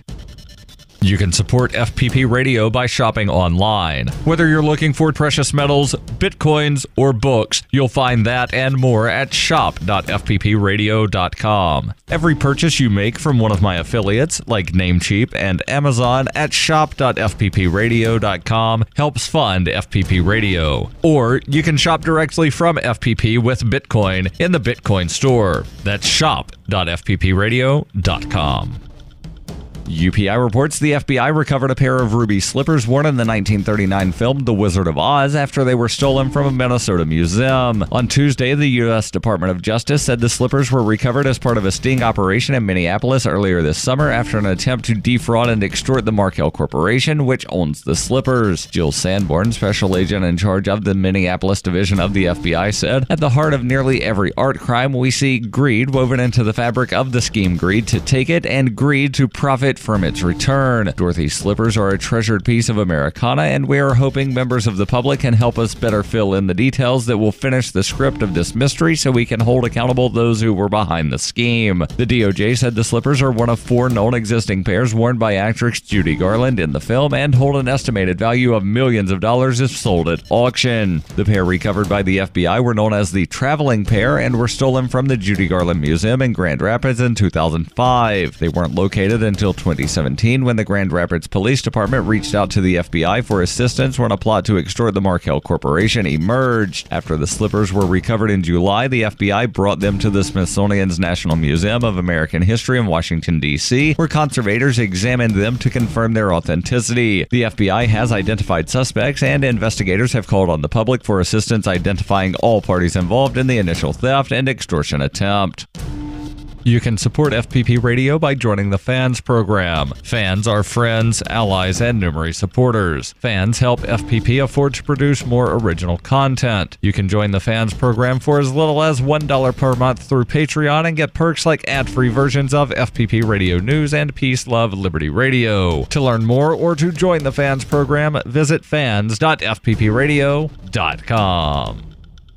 Reuters reports President Donald Trump blasted CNN and NBC News yet again in a tweet on Tuesday, criticizing NBC's handling of a story on movie producer Harvey Weinstein and suggesting a look at their license without specifying exactly what he was calling for. Trump has frequently criticized the U.S. news media for what he has said is unfair coverage of him. He wrote in the tweet, which cited the outlet's coverage of Weinstein, "I have long criticized NBC and their journalistic standards, worse than even CNN. Look at their license."